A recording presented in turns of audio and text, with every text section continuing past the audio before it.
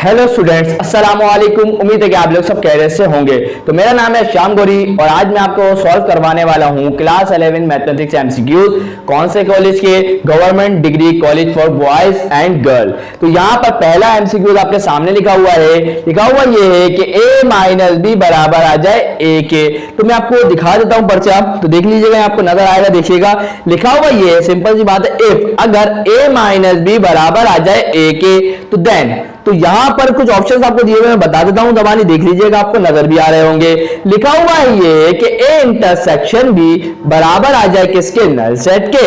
दूसरा ऑप्शन लिखा हुआ है ए यूनियन बी बराबर आ जाए ए के। तीसरा ऑप्शन लिखा हुआ है ए इंटरसेक्शन बी बराबर ए के और ए यूनियन बी बराबर आ जाए नल सेट के।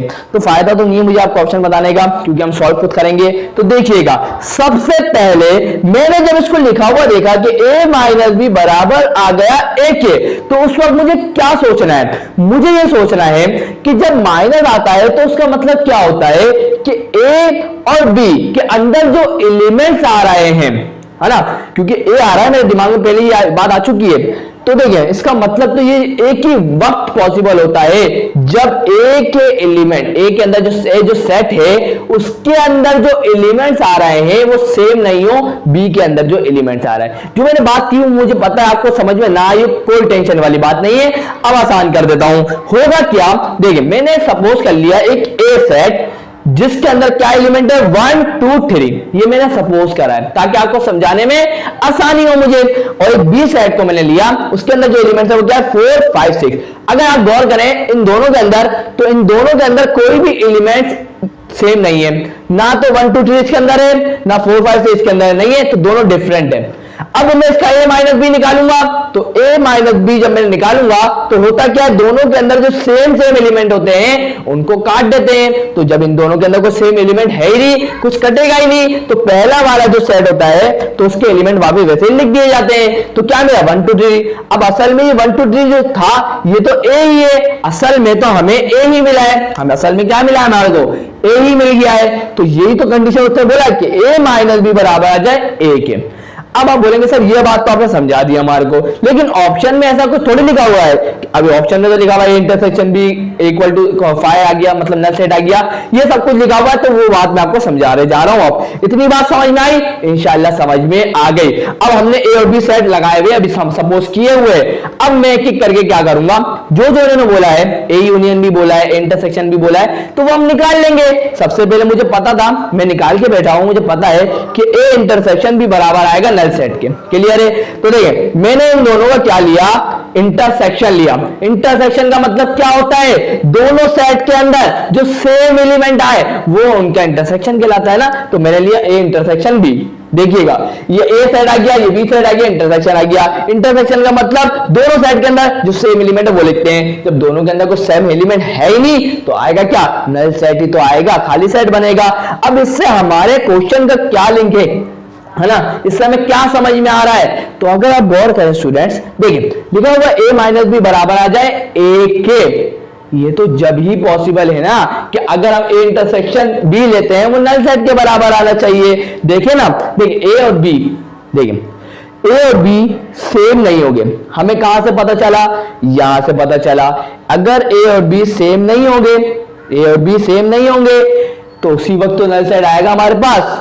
समझ में आई बात? ए और बी सेम नहीं है, ए और बी सेम नहीं है, जब भी तो नल सेट आएगा और उस वक्त ही ए माइनस बी बराबर आएगा ए के। तो यही कंडीशन ये सेटिस्फाई कर रहा है। अब एक दफा मैं और आसान सवाल में समझा देता हूं ताकि जिसको मेरी बात समझ में ना आई हो आसानी से समझ में आ जाए। मैं समझाने की कोशिश ये कर रहा हूं।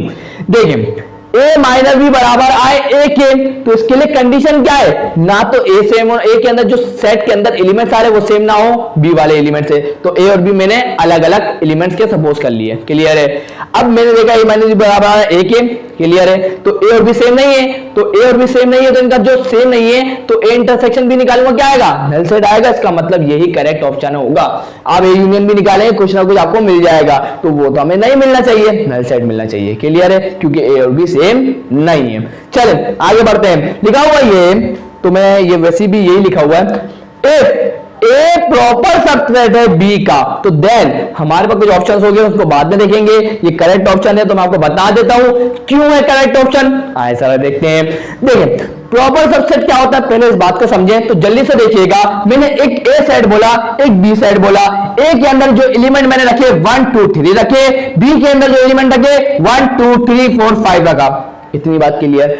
अब अगर आप गौर करें तो फर्क क्या है दोनों में, 1 2 3 दोनों में आ रहा है, लेकिन बी वाले सेट में 4 5 ज्यादा है, दो एलिमेंट क्या है ज्यादा है, भले एक भी ज्यादा हो तो कोई मसला नहीं है। चले तो अब हम इसको पता कैसे बोलेंगे, तो अब देखें इससे हमें ये पता चल रहा है कि बी के अंदर से ही ए निकला है, बी के अंदर से ही ए निकला है, मतलब सबसेट है। लेकिन हम इसको प्रॉपर सबसेट क्यों बोले हैं, एक तो होता सबसेट और एक होता प्रॉपर सबसेट। प्रॉपर सबसेट में ये होता है कि आप क्या करते हैं, जो एलिमेंट एक्स्ट्रा होते हैं ना, तो उनको देख के आप बोलते हैं प्रॉपर सबसेट है। क्लियर है। तो अब हम इसको रीड कैसे करते हैं, बहुत आसान तरीका है। हम बोलते हैं ए जो है प्रॉपर सबसेट है किसका, बी का है, बी का प्रॉपर सबसेट है। अब इसी को हम उल्टा भी करके बोल सकते हैं कि बी क्या है, सुपर सेट है ए का, लेकिन उसको लिखने का तरीका अलग है। लेकिन अभी जो यहां लिखा हुआ है वो क्या लिखा हुआ है, ए प्रॉपर सबसेट है बी का, बी का प्रॉपर सबसेट है ए ना। तो इसका मतलब क्या हुआ, इसका मतलब ये हुआ बी के अंदर कोई ना कोई एक एलिमेंट ए के अंदर जो एलिमेंट होंगे उसके एक एलिमेंट या दो एलिमेंट ज्यादा होगा, जब तो ए प्रॉपर सबसेट है बी का। क्लियर है। तो मैंने ए ये मान लिया, बी ये मान लिया। अब मैंने क्या निकाला, ए इंटरसेक्शन बी निकाला। जब मैंने ए इंटरसेक्शन बी निकाला तो देखिएगा ए लिख दिया, बी लिख दिया। इंटरसेक्शन में क्या करते हैं, सेम सेम वालों को लिख देते हैं। तो मैंने सेम सेम वालों को लिख दिया, 1 2 3 दोनों में सेम आया था, लिख दिया। तो असल में 1 2 3 तो ए ही था, तो असल में हमें क्या मिला, असल में हमें ए ही तो मिल गया। इसका मतलब करेक्ट ऑप्शन तो यही होगा। अब आप बोलेंगे सर देखें, अब आप ए इंटरसेक्शन बी और एक और दफा निकालें तो आपको बी तो नहीं मिलेगा। अब आप ऑप्शन में गौर करें जरा, ऑप्शन में पहला लिखा हुआ है ए इंटरसेक्शन बी, आप निकालें तो वो बी के बराबर आ जाए, यहां तो ए के बराबर आया, मतलब पहला वाला तो ऑलरेडी गलत हो गया। तीसरा वाला लिखा हुआ ए यूनियन बी निकालेंगे वो ए के बराबर आ जाए, वो कभी पॉसिबल ही नहीं है। ए यूनियन बी में क्या होता है, सेम सेम एलिमेंट को नहीं लिखते, सारे को तरतीब से लिख देते हैं, तो कभी भी हमें ए नहीं मिलेगा। तीसरा वाला भी गलत, और लिखा हुआ ए कॉम्प्लीमेंट इंटरसेक्शन बी निकालें ए के बराबर आ जाए, वो भी कभी पॉसिबल नहीं होगा। तो यही वाला करेक्ट है, मतलब सेकेंड वाला ऑप्शन क्या है, करेक्ट है। ए इंटरसेक्शन बी बराबर आ जाएगा किसके, ए के। क्लियर है यहां तक की बात, इंशाल्लाह क्लियर हो चुकी है। अब बढ़ते हैं नेक्स्ट एमसीक्यूज की तरफ। सो यहां स्टूडेंट्स अब आप लोगों के सामने आ चुके हैं MCQ number 3 and MCQ number 4। अब यहां देखिएगा आपको सामने नजर आएगा एमसीक्यू नंबर 3 लिखा हुआ ये कि फॉर एनी सेट ए, कोई भी एक सेट ए दिया जा रहा है, आगे क्या बोल रहा है, the complement of set A, मतलब क्या ए कॉम्प्लीमेंट, मतलब इसका मतलब क्या ए कॉम्प्लीमेंट बोला जा रहा है relative to the universal set. सही है, ताल्लुक रखता है किससे, यू से। इज द सेट, अब यहां पे बताएं ए कॉम्प्लीमेंट हमें क्या मिलेगा। अब इसको हम सेट बिल्डर फॉर्म में हमें दिखा रहे हैं। पहले वाला ऑप्शन को अब तो देखना ही नहीं है, मैं आपको बता रहा हूं कौन सा ऑप्शन सही होगा, फोर्थ वाला, एक्स सच दैट, ये जो डॉट बने हुए होते हैं उसको क्या बोलते हैं, सच दैट कि एक्स जो है can not belong to U and X can not belong to A. अब ऐसा ही क्यों हुआ ये मैं आपको बताता हूं। देखें वो हमसे बोल रहा है ए कॉम्प्लीमेंट जो है हमें बताएं, हमें पता है ए कॉम्प्लीमेंट क्या होता है, यू में से ए को माइनस कर देना। अब आपको पता है यूनिवर्सल सेट एक ऐसा सेट होता है जिसके अंदर सारे एलिमेंट होते हैं ना, तो मतलब यू के पास ए के अंदर जो एलिमेंट होंगे वो जरूर होंगे। अब यू में से अगर मैं ए वालों को माइनस करवा देता हूं तो मुझे क्या माइनस करवाने के बाद भी क्या मुझे यू मिलेगा, आप बोलेंगे सर कभी भी नहीं मिलेगा। मुझे क्या ए मिलेगा, आप बोलेंगे सर कभी नहीं मिलेगा, मतलब कुछ और ही मिलेगा, है ना, एक्स की वैल्यू कुछ और ही मिल रही होगी। तो इसका मतलब ना तो वो एक्स की वैल्यू यू से बिलोंग करेगी, ना तो वो एक्स की वैल्यू ए से बिलोंग करेगी। एक्स को मतलब क्या है, अननोन, जो हमें नहीं पता, ये अननोन वैल्यू है ना, हमें पता है क्या नहीं पता, तो इसलिए मैंने उसको एक्स बोल दिया। क्लियर है, इंशाल्लाह क्लियर हो गया होगा। अगर नहीं भी हुआ ना कोई टेंशन नहीं लेनी आप लोगों को, अभी क्लियर हो जाएगा इस वाले से। देखिए लिखा हुआ ये है the set X such that X belong to A, X किस तरह, एक्स बिलोंग करता है ए से और एक्स बिलोंग नहीं करता बी से। तो हमें बताएं कौन सा ऑप्शन करेक्ट होगा। मैंने बोला ए माइनस बी, ऐसा क्यों बोला मैंने, इसकी वजह है अभी हम देखते आ रहे थे कि एक्स ए माइनस का बी बराबर आ जाएगा किसके, ए के, है ना। ये देख के आए थे, अभी देख के आए बिल्कुल। उसमें क्या हो रहा था कि जब a माइनस बी कर रहे थे हमें क्या मिल रहा था, a मिल रहा था, ये आपने नोट किया था। अब देखिए वो s कब मिल रहा था, जब ए और बी के एलिमेंट सेम नहीं थे, है ना।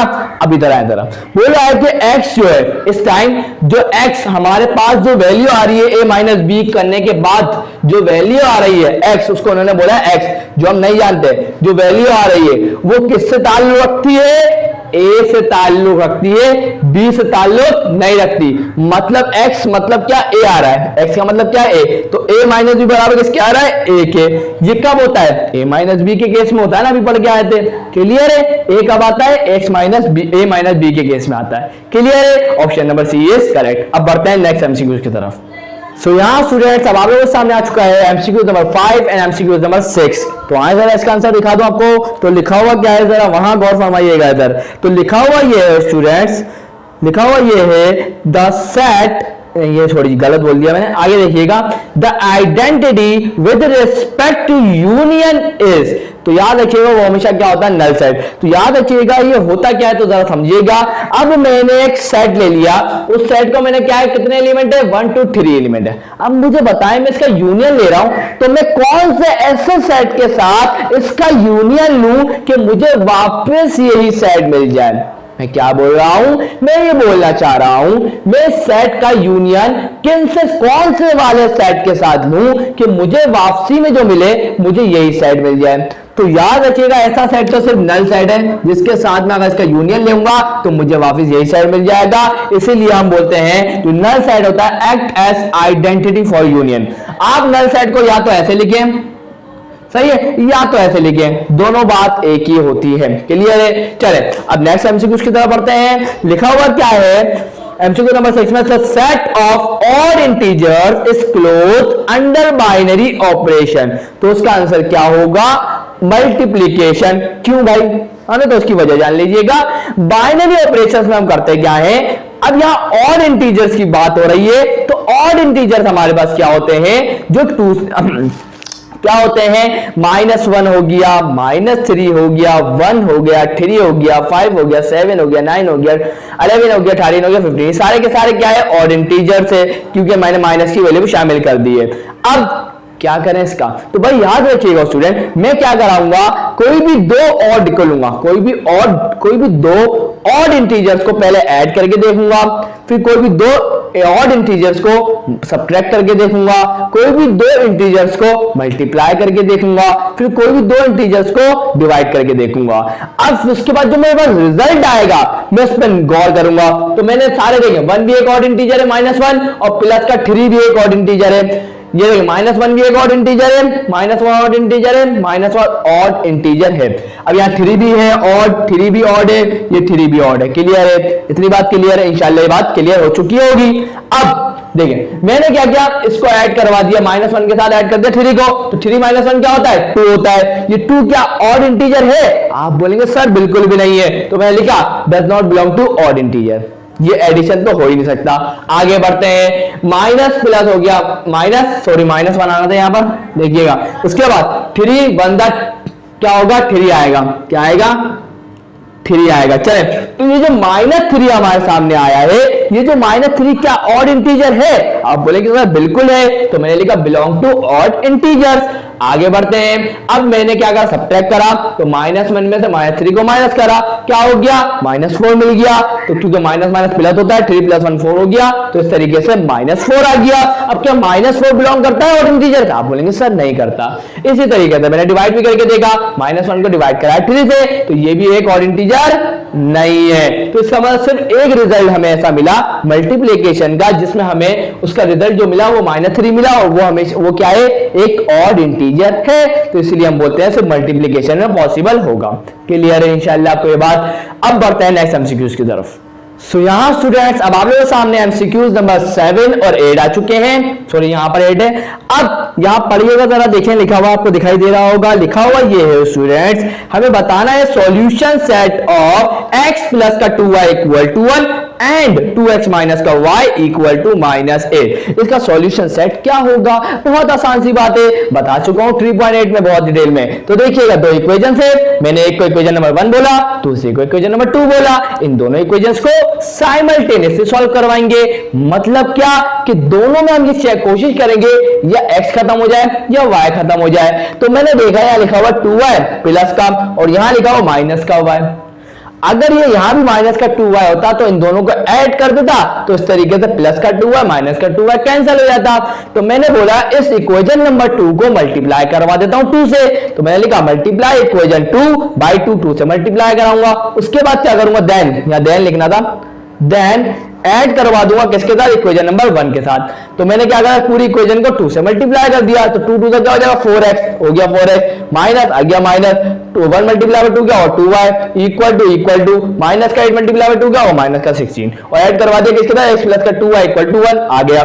प्लस का 2y माइनस का 2y कैंसिल हो जाएगा। 4x प्लस का 1x 5x हो जाएगा। माइनस प्लस क्या होगा, माइनस 16 में से 1 गया, माइनस का 15 बचेगा। तो माइनस और यहाँ ये 5 मल्टीप्लाई में था, इक्वल टू दूसरा साइड क्या होगा, डिवाइड हो जाएगा। तो इस तरीके से 5 1 जा 5, 5 3 जा 15। तो हमें मिलेगा माइनस का 3। x की वैल्यू क्या मिलेगी, माइनस का 3।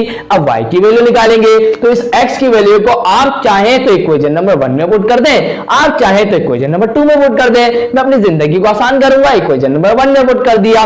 मैंने लिखा put x equal to -3 in equation number 1। Equation number 1 के जहां भी आपको x दिखाई देगा वहां पे आप क्या पुट करेंगे, -3। तो मैंने -3x जहां पुट कर दिया, प्लस का 2y इक्वल टू 1 माइनस का 3 इक्वल टू दूसरा जाके प्लस का 3 हो गया। अब हमें तो y की वैल्यू चाहिए थी, तो यहाँ ये 2 मल्टीप्लाई था इक्वल टू दूसरा जाके डिवाइड हो गया। और 3 प्लस 1 क्या होता है, 4। तो 4 डिवाइड बाय 2 क्या होता है, 2 ही तो होता है। तो इस तरीके से हमें y की वैल्यू भी मिल गई। अब बना देंगे सॉल्यूशन सेट। क्या पहले x की वैल्यू लिखेंगे फिर y की। तो x की वैल्यू क्या है, -3 आ गई और y की वैल्यू क्या है 2। तो -3, 2। तो ऑप्शन देख लेते हैं कौन सा करेक्ट है। तो ये आपको देखने को मिल रहा है स्टूडेंट, -3, 2 आपको देखने को मिलेगा।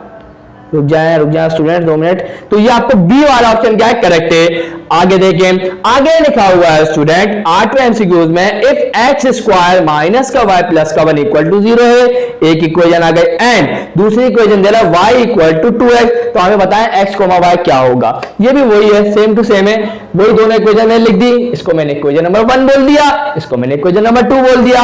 अब यहां पर मुझे पहले ही y की वैल्यू मिल चुकी थी, तो मैंने बोला y की वैल्यू क्या है, 2x। तो मैंने क्या करा, y की जगह 2x इस इक्वेशन नंबर 1 में पुट करा दिया।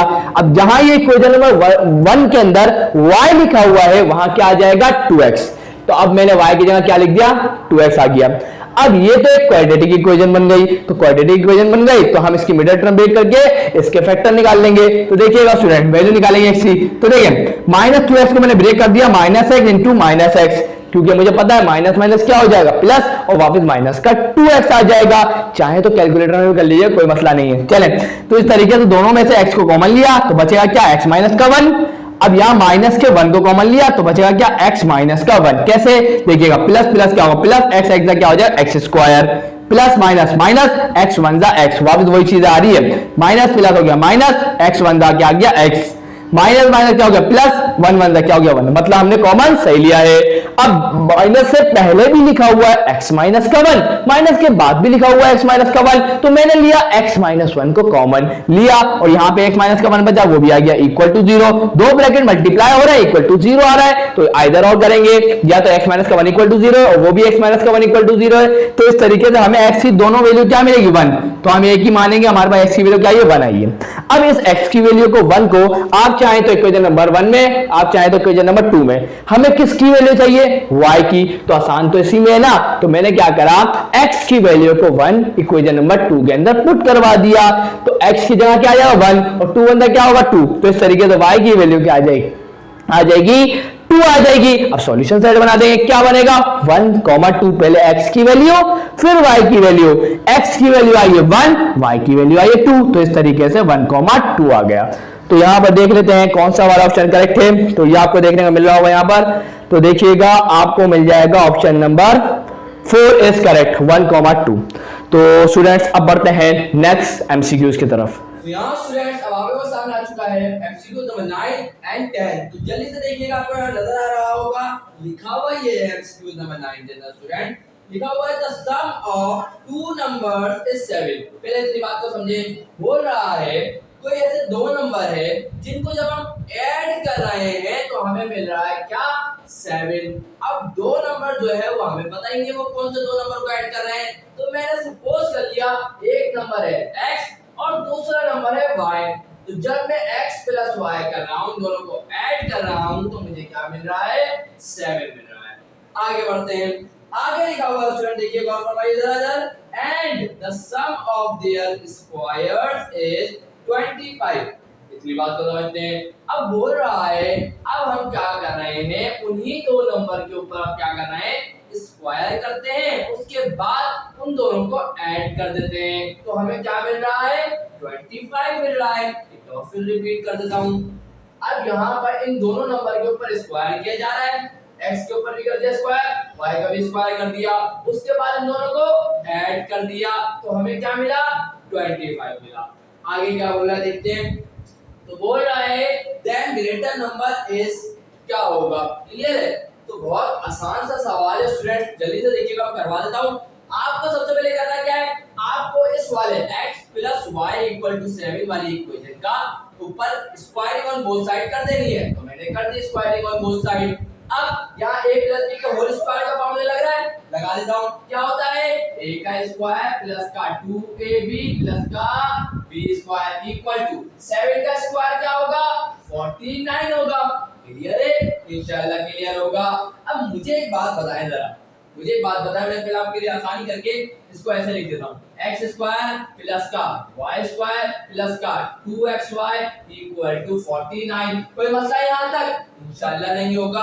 अब मुझे ये बताएं कि x स्क्वायर प्लस का y स्क्वायर की हमारे पास क्या कोई वैल्यू है, बोलेंगे सर बिल्कुल है, x स्क्वायर प्लस का y स्क्वायर बराबर है 25 के, तो इसकी जगह मैं 25 लिख सकता हूं, तो मैंने यहाँ लिखा 25 प्लस का 2xy इक्वल टू 49। यहाँ तक की बात क्लियर, कोई मसला इंशाल्लाह नहीं होगा। अब ये प्लस का 25 इक्वल टू दूसरी साइड जाके इसका 25 हो जाएगा, लिख देता हूं कि 2xy बराबर आ जाएगा 49 माइनस का 25। अब मुझे ये बता 49 में से 25 को माइनस करूंगा मुझे क्या मिलेगा, बोलेंगे सर 24 मिलेगा सर, तो मैं यहाँ लिख देता हूँ क्या, 2xy बराबर आ जाएगा किसके, 24 के। अब यहाँ पर अगर आप गौर करें 2 मल्टीप्लाई में है, यहाँ पर इक्वल टू दूसरा जाके 24 से डिवाइड होगा, और 24 डिवाइडेड बाय 2 क्या होगा, वो हमारे पास होगा 12। तो हमारे पास xy की वैल्यू क्या आ जाएगी, 12 आ जाएगी। क्या आ जाएगी xy की वैल्यू, 12। अब आप गौर करेंगे, एक बात आपको गौर करवाता हूं मैं, देखिए हमारे पास x, जो x में जब y को ऐड कर रहा था तो मुझे मिल रहा था 7, जब मैं x और y को मल्टीप्लाई कर रहा हूं तो मुझे मिल रहा है 12। अब मैंने बोला सोचना पड़ेगा थोड़ा, तो मैंने क्या किया, 12 का एलसीएम ले लिया। आइए जरा निकालते हैं, 12 का एलसीएम निकालते हैं, तो ये देखिए क्या होगा, 2 6 12, 2 3 6, 3 1 3।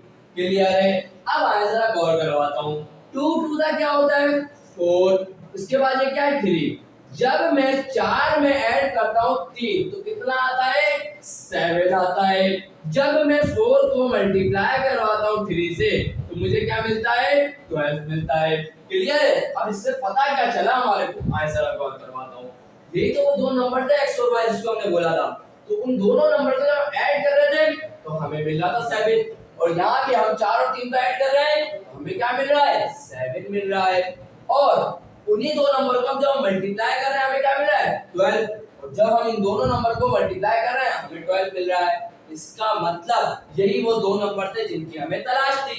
लेकिन आपने एमसीक्यू जो पढ़ा था लिखा हुआ ये था ग्रेटर नंबर, कौन सा बड़ा नंबर होगा, आइए जरा देखते हैं, 4 बड़ा है या 3, आप बोलेंगे सर बिल्कुल 4 बड़ा है, इसका मतलब करेक्ट ऑप्शन क्या होगा 4। तो आइए जरा देखते हैं कहां लिखा हुआ है, तो ये option number B is correct.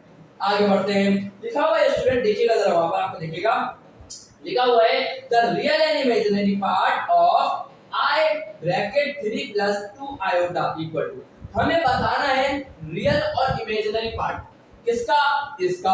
इसको थोड़ा सॉल्व करना पड़ेगा। तो देखिएगा जरा, सबसे पहले इस आयोटा को दोनों से मल्टीप्लाई करा देंगे। तो आयोटा मल्टीप्लाई बाय 3 क्या होगा, 3 आयोटा होगा। फिर प्लस है, आ गया plus 2 iota multiply by iota क्या होगा, 2 आयोटा स्क्वायर। अब 3 आयोटा प्लस का 2 आयोटा स्क्वायर किसके बराबर होता है, माइनस के 1 के बराबर होता है। आ गया माइनस का 1, तो प्लस माइनस माइनस होगा, 2 1 जा 2 होगा। अब मुझे ये बताएं कौन सा रियल पार्ट है इसके अंदर से और कौन सा इमेजिनरी पार्ट है। आप लोगों का जवाब आ चुका होगा, सर बहुत आसान सी बात है, जिसके साथ आयोटा वो इमेजिनरी पार्ट, जिसके साथ आयोटा नहीं वो एक रियल पार्ट है। तो देखिएगा हुआ क्या, ये जो 2 है ये एक रियल पार्ट हो गया और ये जो आयोटा वाला है वो क्या है, इमेजिनरी पार्ट होगा। क्लियर है, इंशाल्लाह ये बात आपको समझ में आ चुकी होगी। तो आइए जरा देख लेते हैं कौन सा ऑप्शन करेक्ट आपको नजर आ रहा होगा। देखिए तो लिखा हुआ है कि -1, -1, -2, 3, तो हमारे पास क्या है -2, 3 सही है। तो यहाँ पर देख लेते हैं और कहीं तो लिखा हुआ सही है, तो मतलब सेकंड वाला ऑप्शन क्या है, करेक्ट है, -2, 3। तो अब बढ़ते हैं स्टूडेंट्स नेक्स्ट एमसीक्यूज की तरफ। सो यहाँ स्टूडेंट्स अब आप लोगों के सामने आ चुका है एमसीक्यू नंबर 11 और एमसीक्यू नंबर 12। तो देख लीजिए, आपको मैं दिखा देता हूँ यहाँ क्या लिखा हुआ है, पहले उसके बाद आगे बढ़ते हैं। लिखा हुआ है स्टूडेंट, इफ x की वैल्यू दी है मिक्स फ्रैक्शन के अंदर, तो इसको हम फ्रैक्शन में कन्वर्ट कर देंगे, रुक जाए भी, और हमारे पास y की वैल्यू दी है हाफ। तो हमें बताना है कि x प्लस का y divided by x minus का y की क्या वैल्यू होगी। बहुत आसान सा एमसीक्यू था, आपको तो पता ही चल चुका होगा। तो सबसे पहला काम, इसको मिक्स फ्रैक्शन से चेंज करेंगे सिंपल फ्रैक्शन के अंदर। होगा क्या, देखिए कैसे करेंगे, 2 × 2 का क्या होता है 4, 4 + 1 क्या होगा 5। तो इस तरीके से आंसर क्या आ जाएगा, 5 डिवाइडेड बाय 2 आ जाएगा। इतनी बात क्लियर, इंशाल्लाह क्लियर। और y की वैल्यू क्या है हाफ, बस x की जगह पर x की वैल्यू रखें, y की जगह पर y की वैल्यू रखें। तो x की जगह पर x की वैल्यू क्या है 5 डिवाइडेड बाय 2 है और y की वैल्यू क्या है हाफ है, रख दी मैंने। इसके बाद डिनोमिनेटर डिवाइड करवाएंगे किससे, x माइनस के y से। x की वैल्यू क्या है 5 डिवाइडेड बाय 2 है, माइनस आ गया। उसके बाद y की वैल्यू क्या है हाफ, ये आ गया हाफ। अब हमें इसको सॉल्व करना है, चाहे तो आप कैलकुलेटर से कर ले और मैं आपको बताया तो कैसे बेसिक कैलकुलेशन करते हैं। एलसीएम देखें, दोनों के डिनोमिनेटर में 2 है, आप बोलेंगे सर बिल्कुल है, या एलसीएम कंप्लीट हुआ है, ऊपर वाले को ऐड कर दें, 5 + 1 क्या होगा 6 और 6 डिवाइड बाय 2 आ जाएगा, क्या आ जाएगा 2 आ जाएगा। उसके बाद यहाँ देखें दोनों का डिनोमिनेटर सेम है, एलसीएम कंप्लीट है, तो हम क्या करेंगे 5 - 1 क्या होगा 4, तो ये आ गया 4 और 2 को एक दफा लिख देंगे। ये बात अगर किसी को समझ में नहीं आई एक दफा रिपीट कर दूंगा, देखिएगा बहुत आसान सी बात करी मैंने। 5 के डिनोमिनेटर में देखिए क्या है 2 है, 1 के डिनोमिनेटर में क्या है 2 है, तो दोनों का डिनोमिनेटर सेम होता है, तो हम हमेशा क्या करते हैं उसको एक दफा लिखते हैं। तो मैंने 2 को एक दफा लिखा और बीच में प्लस था, तो 5 + 1 क्या हो गया 6, तो हो गया 6।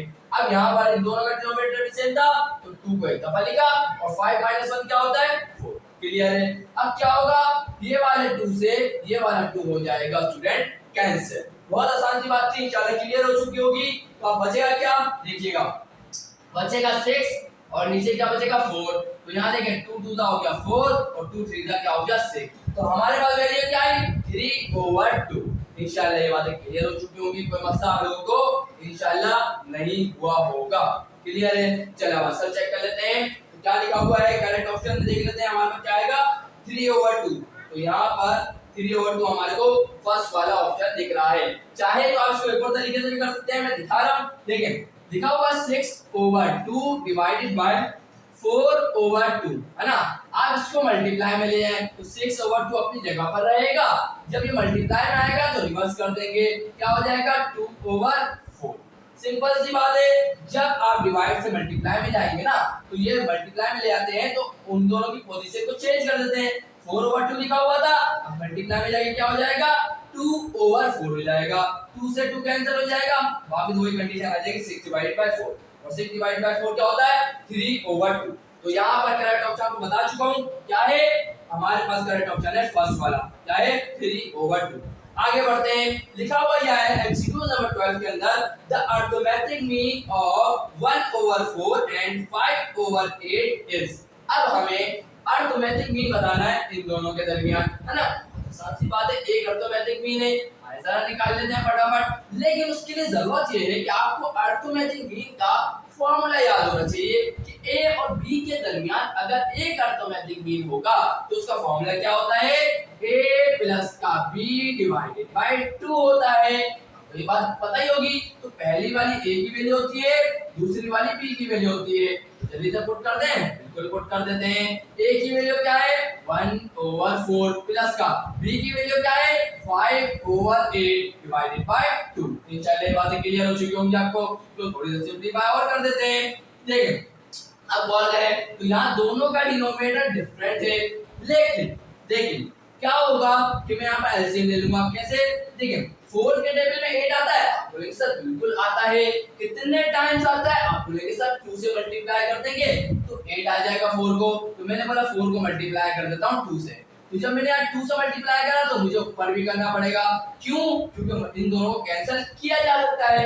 क्लियर है। देखिए क्या होगा 2 1 हो जाएगा 2, उसके बाद 2 क्या 4 2 क्या हो जाएगा 8 प्लस का 5 डिवाइडेड बाय 8 और यहाँ पे आ जाएगा 2। क्लियर है। अब दोनों का डिनोमिनेटर सेम है, अब ऐसे कंप्लीट है तो मैं एक दफा लिख दूंगा, इसको लिख दिया मैंने 8 को एक दफा, और 5 प्लस 2 क्या हो जाएगा, ये भी 8 हो जाएगा, और डिनोमिनेटर में क्या आएगा 2 आ जाएगा। क्या हुआ, कोई मतलब इंशाल्लाह नहीं, सॉरी 5 प्लस 2 7 हो जाएगा, सॉरी। अब देखें यहाँ तक की बात क्लियर है। अब मैं अगर आपसे पूछूं 2 के डिवाइड में क्या होगा, आप बोलेंगे सर 2 के डिनोमिनेटर में तो कुछ नहीं है, तो क्या होगा 1 होगा। चलें आगे बढ़ते हैं, सिंपल सी बात है, क्या होगा ए एम हमारे पास क्या आ जाएगा, लिखा हुआ है 7/8। अब मैंने आपको एक बात बताई थी, डिनोमिनेटर से हम क्या कर सकते हैं, मल्टीप्लाई में जाएंगे तो रिवर्स करके लिख देंगे। मैं उसको मल्टीप्लाई में ले जा रहा हूं, 2/1 था, क्या हो जाएगा 1/2 हो जाएगा। सिंपल सा क्या होगा, ए एम हमारे पास क्या आ जाएगा 7 1 हो जाएगा 7, 8 2 क्या हो जाएगा 16। तो ये हमारे पास आ गया एम। अब आइए जरा देख लेते हैं करेक्ट ऑप्शन कौन सा है। तो यहाँ पर आपको दिख जाएगा थर्ड वाला 7/60। अब पढ़ते हैं स्टूडेंट्स नेक्स्ट एमसीक्यूज की तरफ। तो यहाँ स्टूडेंट्स हमारे सामने आ चुका है एमसीक्यूज नंबर 13, 40 एंड 15। क्लियर है। तो यहाँ पर देखिएगा सबसे पहले 13 में बिल्कुल सेम है जो हम करके आए ना, सिर्फ वही है, सिर्फ वैल्यू का फर्क है। लिखा हुआ ये है स्टूडेंट एमसीक्यू नंबर 13 में if x + y बराबर है 1 के एंड xy बराबर है -6 के, तो हमें बताएं देन x² प्लस का y² किसके बराबर होगा। बहुत अलग सवाल है। पिछली बार क्या था, हमें x + y दिया हुआ था और x² प्लस का y² दिया हुआ था और हमने इशारे से मालूम कर लिया था। अब देखिए वही चीज का इस्तेमाल हो रहा है। मैंने क्या किया, x प्लस का y इक्वल टू 1 लिखा और इन दोनों के ऊपर स्क्वायरिंग ऑन बोथ साइड कर दिया। अब यहाँ a प्लस b के होल स्क्वायर के फॉर्मूले से इसको ओपन कर दिया। 1 का स्क्वायर तो 1 ही होता है। अब मुझे बताएं प्लस के y स्क्वायर को जल्दी लिख सकता हूं, बिल्कुल लिख सकता हूं। तो x स्क्वायर प्लस का y स्क्वायर किसके बराबर होता है, अभी बता देता हूं। x स्क्वायर प्लस का y स्क्वायर मालूम करना है तो इसको एक जगह रख दिया, प्लस आ गया प्लस 2 आ गया 2, xy किसके बराबर है, xy बराबर है -6 के, तो xy की जगह क्या आ गया -6 आ गया। अब देखिएगा इस x स्क्वायर प्लस का y स्क्वायर सेम रहा, प्लस माइनस का हो गया -6 सुधा हो गया 12 इक्वल टू 1। ये माइनस का 12 है इक्वल टू दूसरा जाके क्या होगा प्लस का 12। 12 और 1 कितने होते हैं 13। तो इस तरीके से x स्क्वायर प्लस का y स्क्वायर बराबर आ जाएगा 13 के। इंशाल्लाह कोई बात क्लियर है। तो अगर आप ऑप्शन में देखें तो यहाँ पर आपको कहाँ मिल जाएगा 13, आपको ऑप्शन नंबर 4 में मिल जाएगा 13। अब आगे बढ़ते हैं, क्या लिखा हुआ है एमसीक्यू नंबर 14 में, देखिएगा जरा यहाँ पर लिखा हुआ है इफ अगर order of matrix A is m multiplied by n then A is called। तो भाई देखिए आपको ऑप्शन में दिया हुआ है स्क्वायर या रेक्टेंगुलर मैट्रिक्स होगा या स्केलर मैट्रिक्स होगा या आइडेंटिटी मैट्रिक्स होगा। तो अपने दिमाग में एक बात को बिठा लें, ये m मल्टीप्लाई बाय m बता क्या रहा है, असल में ये तो समझे बात को।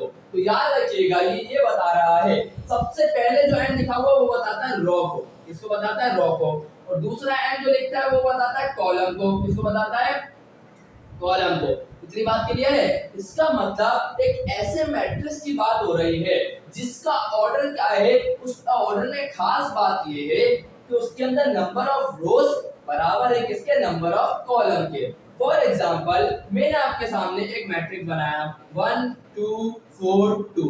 अब मैं आपसे पूछूं कि इसके अंदर कितनी रो है और कितने कॉलम है, आप क्या बोलेंगे, ये एक रो हो गई, ये दूसरी रो हो गई, दो रो हो गई, ये एक कॉलम हो गया, ये दूसरा कॉलम हो गया। तो इसका मतलब इसका जो ऑर्डर है इस मैट्रिक्स का वो क्या है, 2/2 का है, 2 × 2 का है। इसका मतलब अगर किसी भी मैट्रिक्स के अंदर अगर नंबर ऑफ रोज बराबर है नंबर ऑफ कॉलम्स के, तो इसका मतलब वो स्क्वायर मैट्रिक्स है। अब रेक्टेंगुलर मैट्रिक्स क्या होता है, जिसके अंदर number of rows can not be equal to number of column, मतलब m मल्टीप्लाई बाय m नहीं होगा, m मल्टीप्लाई बाय n हो सकता है या n मल्टीप्लाई बाय m हो सकता है, ऑर्डर सेम नहीं होगा। आइडेंटिटी मैट्रिक्स आसान सी चीज होती है, आइडेंटिटी का माने 1 होता है। अगर मैं आपके सामने एक मैट्रिक्स बनाता हूं और लिखता क्या हूं 1 1 1 और यहाँ पे 0 यहाँ पे 0 यहाँ पे 0 यहाँ पे 0 यहाँ पे 0 यहाँ पे 0। अब जब इसमें डायग्राम ड्रॉ करूंगा तो मुझे क्या दिखेगा, सिर्फ 1 1 1 दिख रहा होगा। तो 1 से मुराद क्या है, आइडेंटिटी मैट्रिक्स है, या आप इसको बोल सकते हैं यूनिट मैट्रिक्स। आसान सी बात है, क्लियर है। चले अब आपके दिमाग में ख्याल आ रहा होगा सर स्केलर मैट्रिक्स क्या होता है, बहुत आसान सी बात है। ये देखिएगा जरा, अगर मैं यहाँ लिखता हूँ 2 2 2 और यहाँ लिखता हूँ 0 0 0 0 0 0। अब मैं जब इस पे डायग्राम ड्रॉ करता हूँ स्टूडेंट, तो क्या होगा, इस टाइप में इसको क्या बोलूंगा, स्केलर मैट्रिक्स। क्या बोलूंगा, स्केलर मैट्रिक्स। क्लियर है, 2 2 2 आ गया। अब आपके दिमाग में एक और ख्याल आएगा सर डायगोनल मैट्रिक्स क्या होता है। तो याद रखिएगा डायगोनल मैट्रिक्स जब बनेगा जब इनके अंदर जो एलिमेंट आ रहे सेम ना हो, जैसे 2 3 5 हो गया, तो अब मैं इसको स्केलर मैट्रिक्स ही बोलूंगा, अब मैं इसको बोलूंगा डायगोनल मैट्रिक्स। इंशाल्लाह आपकी सारी कंफ्यूजन अबाउट क्लियर हो चुकी होगी इसके हवाले से। अब अपने एमसीक्यू की तरफ बढ़ते हैं। इसका मतलब करेक्ट ऑप्शन क्या होगा, स्क्वायर मैट्रिक्स होगा। चलिए आगे बढ़ते हैं। ये बहुत बहुत ज्यादा इंपॉर्टेंट एमसीक्यूज है, तो देख लीजिएगा, बहुत अच्छी बात है। इसके अंदर देखिएगा लिखा हुआ है, मैंने लिख ही दिया है वैसे, देखो लिखा हुआ है ए आई जे बराबर होगा 0 के, और ये जो उल्टा ए दिखाई देता है इसको हम बोलते हैं फॉर ऑल। क्या बोलते हैं, for all. I bar cannot be equal to j, और लिखा हुआ है ए आई जे बराबर होगा किसके, k के, फॉर ऑल i के बराबर होगा j। ये बात समझना मुश्किल है ना, अभी आसान बनाता हूँ, बिल्कुल हलवा कर दूंगा आप लोगों के लिए। ये मुझे भी बहुत परेशान करता था, तो आपके लिए आपके लिए परेशानी नहीं बनाऊंगा, बहुत आसान सी जबान में समझाने की पूरी कोशिश करूंगा। तो देखिएगा बहुत आसान सी बात है। देखिए स्टूडेंट्स, यहाँ जो आपको i है ना, i जो दिख रहा है, ये i जो होता है वो आपको बताता है नंबर ऑफ रोज को। क्या बताता है, नंबर ऑफ रोज। क्या बताता है, i number of rose. Clear है। चलें, रोज को डिनोट करता है, किसको, सॉरी i हमें बताता है रोज को। क्या बताता है, रोज को। और j हमें बताता है कॉलम को। j हमें क्या बताता है, कॉलम को। क्लियर है, इंशाल्लाह बात को आपको क्लियर हो चुकी होगी। कॉलम ये सारे आए ना होता है यहाँ पर। चले ये बात क्लियर हुई कि i हमें क्या बताएगा, रो के बारे में, j हमें बताएगा कॉलम के बारे में। इंशाल्लाह इतनी बात क्लियर हो गई होगी। अब मैंने लिया एक 3/3 का मैट्रिक्स, अपनी मर्जी से बना दिया मैंने। चले अब क्या करा, ये जो a है ये तो एक एलिमेंट है ना, ये क्या है, एक एलिमेंट है। तो मैंने बोला a 1 1। अब आप बोलोगे सर ये 1 1 क्या है, ये 1 2 क्या है, ये 1 3 क्या, समझ में नहीं आ रही बात। बहुत आसान सी बात है। ये 1 1 का मतलब पता है क्या, ये बोलना चाह रहा है ये फर्स्ट कॉलम में है और फर्स्ट रो में है। ये a12 का मतलब क्या है कि फर्स्ट रो में है, फर्स्ट रो में है और दूसरे कॉलम में है। ये देखिए, ये पहला कॉलम, ये दूसरा कॉलम, ये तीसरा कॉलम, ये पहली रो, ये दूसरी रो, ये तीसरी रो। क्लियर है। अब देखिए ये वाला देखिए, a13 का मतलब क्या है, पहली रो तीसरा कॉलम। इसका मतलब क्या है, a21 का दूसरी रो पहला कॉलम। ये a22 का मतलब क्या है, दूसरी रो और दूसरा ही कॉलम। अब इंशाल्लाह आपको आगे बताने की जरूरत नहीं पड़ेगी, आपको समझ में आ चुका है ये बात। चले अब सर करना क्या है, आप बताएंगे। अब तो बिल्कुल बताऊंगा स्टूडेंट, देखिएगा अब जरा। अब देखिए ये बोलना क्या चाह रहा है, पहले इस बात को समझा दूं। बोल रहा है ए आई जे बराबर आएगा कब, 0 के, जब i can not be equal to j। इसका मतलब क्या है, इसका मतलब ये जब नंबर ऑफ रोज बराबर नहीं होगी नंबर ऑफ कॉलम के। जब i क्या होगा, i जे बराबर किसके आएगा, 0 के बराबर आएगा। चलिए इतनी बात तो मेरे समझ में आ गई, तो हम ऐसा करते हैं। मतलब अब हमें इसके अंदर गौर करना है कि कहां पर नंबर ऑफ रोज बराबर नहीं है नंबर ऑफ कॉलम के। मैं जरा गौर करवाता हूं, देखिएगा 8 to 1 सही है। तो यहाँ देखिएगा नंबर ऑफ कॉलम रोज क्या है 2 और नंबर ऑफ कॉलम्स क्या है 1। मतलब इस कंडीशन में i can not be equal to j। तो इसका मतलब इस जगह पे क्या आएगा 0 आएगा। तो मैंने लिख दिया 0। चले अब आगे और करते हैं। देखिए यहाँ पर 831 का मतलब क्या है कि थर्ड रो पहला कॉलम, अभी भी ये बराबर नहीं है और जब ये दोनों बराबर नहीं होंगे तो 0 आएगा। अभी क्या आ जाएगा 0। अब इधर आ जाए, देखिए A12 लिखा हुआ है यहाँ भी, तो रोज कितनी है 1, कॉलम कितना है 2, दोनों बराबर नहीं है, क्या आएगा 0 आएगा। आ गया 0। अब इधर देखिए 13 लिखा हुआ है, नंबर ऑफ रोज कितनी है 1, कॉलम कितना है 3, इसका मतलब क्या बराबर नहीं है, क्या होगा 0 आ जाएगा। और इसी तरीके से 23 लिखा हुआ है, रोज कितनी है 2, कॉलम कितना है 3, बराबर नहीं है 0 आ जाएगा। चले 8 तो बराबर है, ये भी बराबर है, ये भी बराबर है। और यहाँ पे क्या है 32 लिखा हुआ है, 32 का मतलब क्या है रोज कितनी है 3, कॉलम कितना है 2, तो इसका मतलब बराबर नहीं है, यहाँ पे क्या आ जाएगा 0। अब क्लियर है यहाँ तक की बात। चले अब देखते हैं जो बराबर बराबर है, ये 1 1 पहली रो पहला कॉलम, पहली रो पहला कॉलम, पहली रो पहला कॉलम, इसका मतलब ये बराबर है। और जब बराबर आई बराबर जब ये क्या होगा उस वक्त क्या आएगा के आएगा।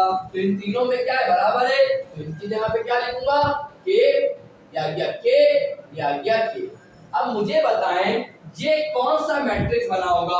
अब मैं यहाँ डायगोनल ड्रॉ करता हूँ, तो मैंने जब एक डायगोनल ड्रॉ करा तो मैंने एक चीज को नोट किया कि ये एक डायगोनल मैट्रिक्स नहीं होगा। क्यों?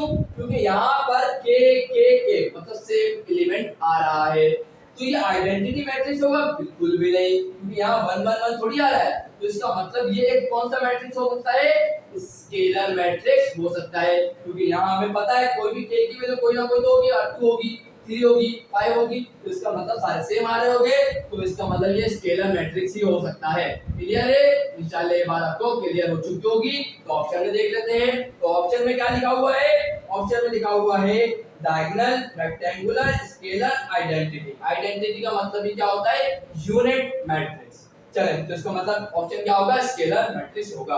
अब बढ़ते हैं स्टूडेंट्स नेक्स्ट एमसीक्यूज की तरफ। तो अब यहाँ स्टूडेंट्स एमसीक्यू नंबर 16 और 17 को करने जा रहे हैं, तो देख लीजिएगा। तो पढ़ लेता हूँ, आपको यहाँ दिखेगा। तो देखिएगा लिखा हुआ है एमसीक्यू नंबर 16 में fourth term of the sequence. एक सीक्वेंस आपके सामने लिखी हुई है 2, 8, 32।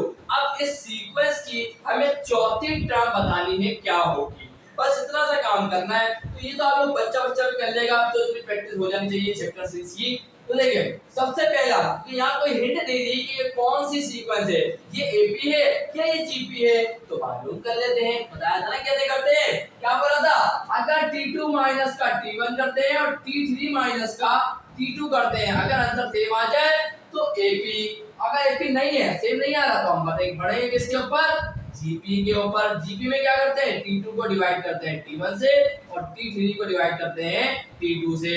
अगर आंसर सेम आ गया इसका मतलब जीपी है। अब मैं ये पहले से याद होगा, टाइम बचाने के लिए मैं पहले ही देख चुका हूँ कि ये एक एपी नहीं है, तो इसका मतलब ये जीपी है। तो जीपी को चेक करने का तरीका क्या है कि सेकंड टर्म, ये है सेकंड टर्म, ये है फर्स्ट टर्म, तो सेकंड टर्म को डिवाइड कर पाऊंगा फर्स्ट टर्म से, तो 2 1 2 2 4 8। इस तरीके से कॉमन रेशियो क्या आ जाएगा 4।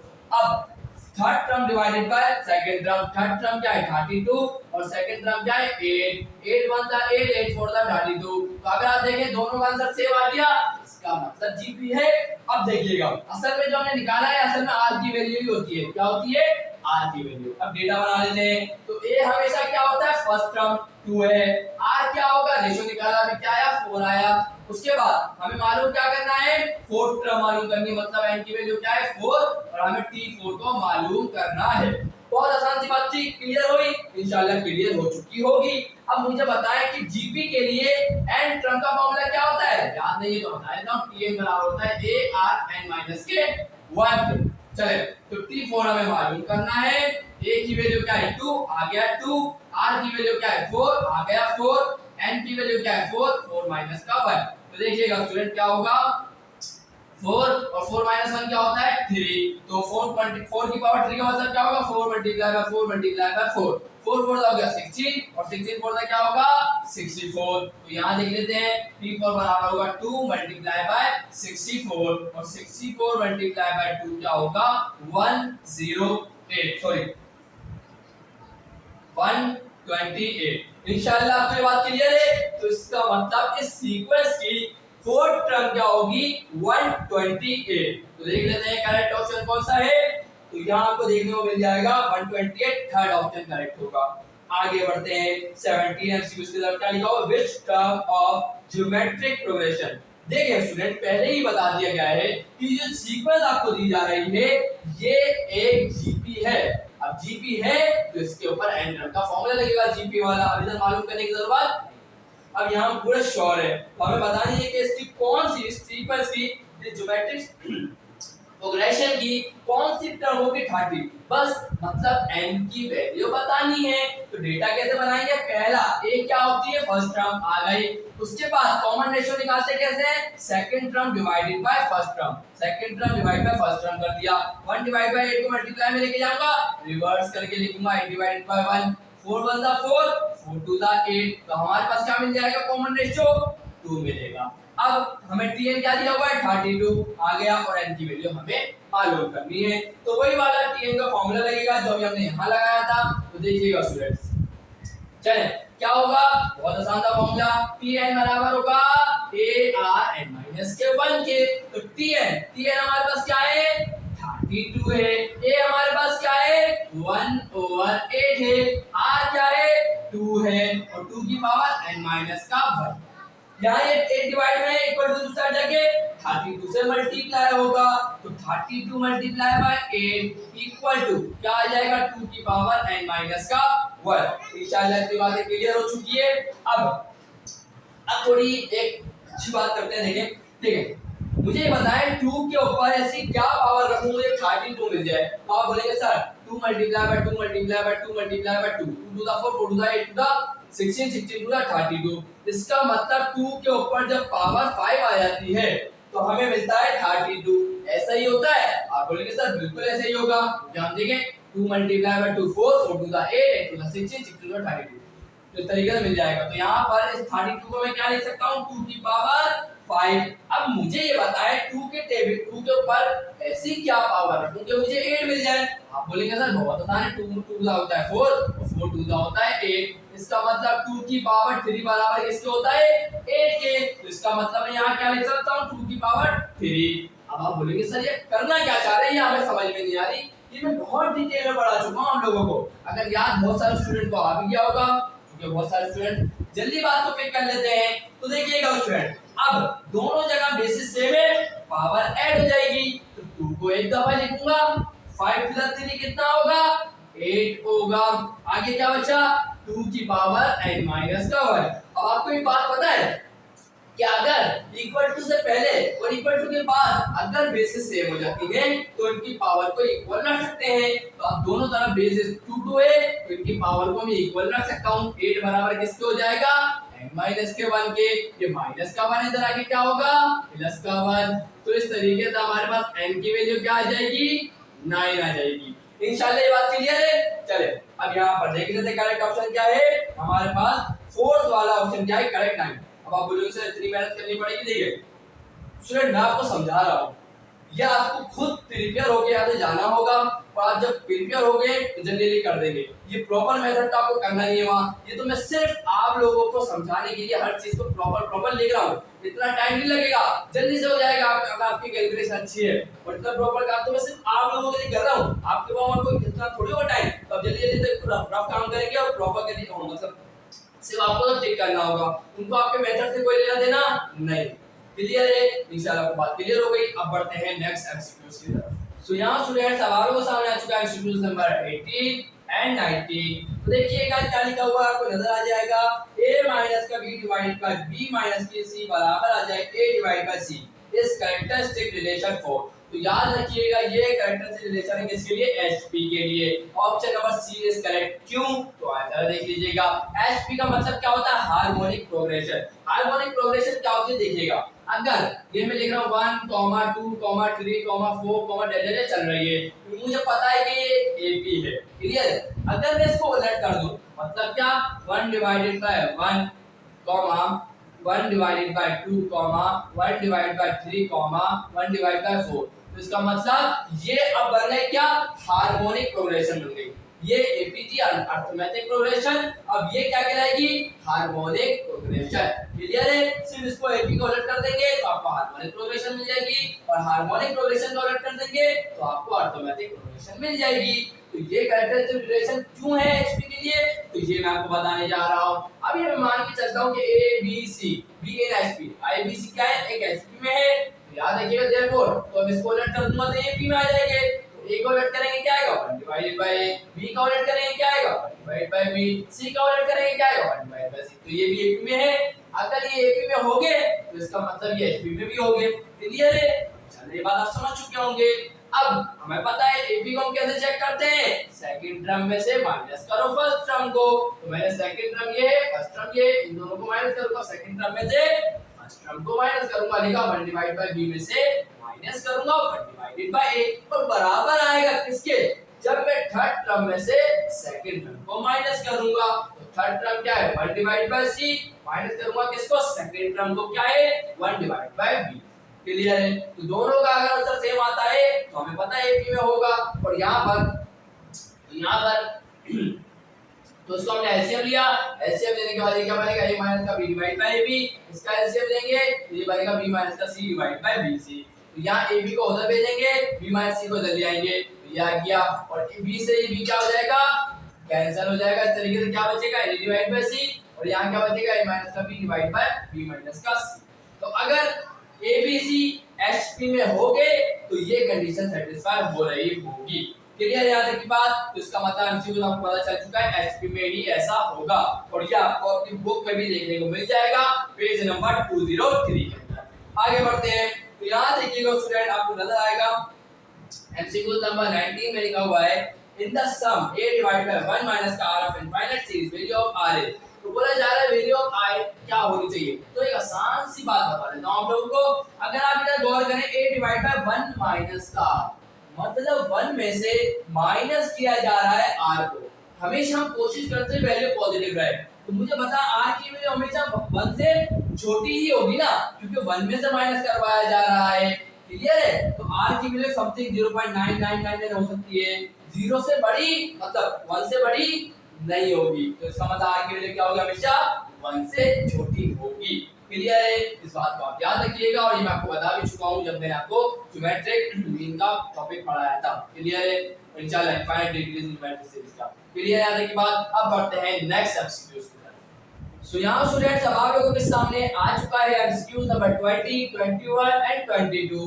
तो देखिएगा यहाँ क्या लिखा हुआ है एमसीक्यू नंबर 20 के अंदर, तो देख लीजिएगा, लिखा हुआ है student, for what value of n, n की क्या वैल्यू होगी, किसके लिए, इसके लिए a की power n plus 1 plus b की power n plus 1 divide by a की पावर n प्लस b की पावर n।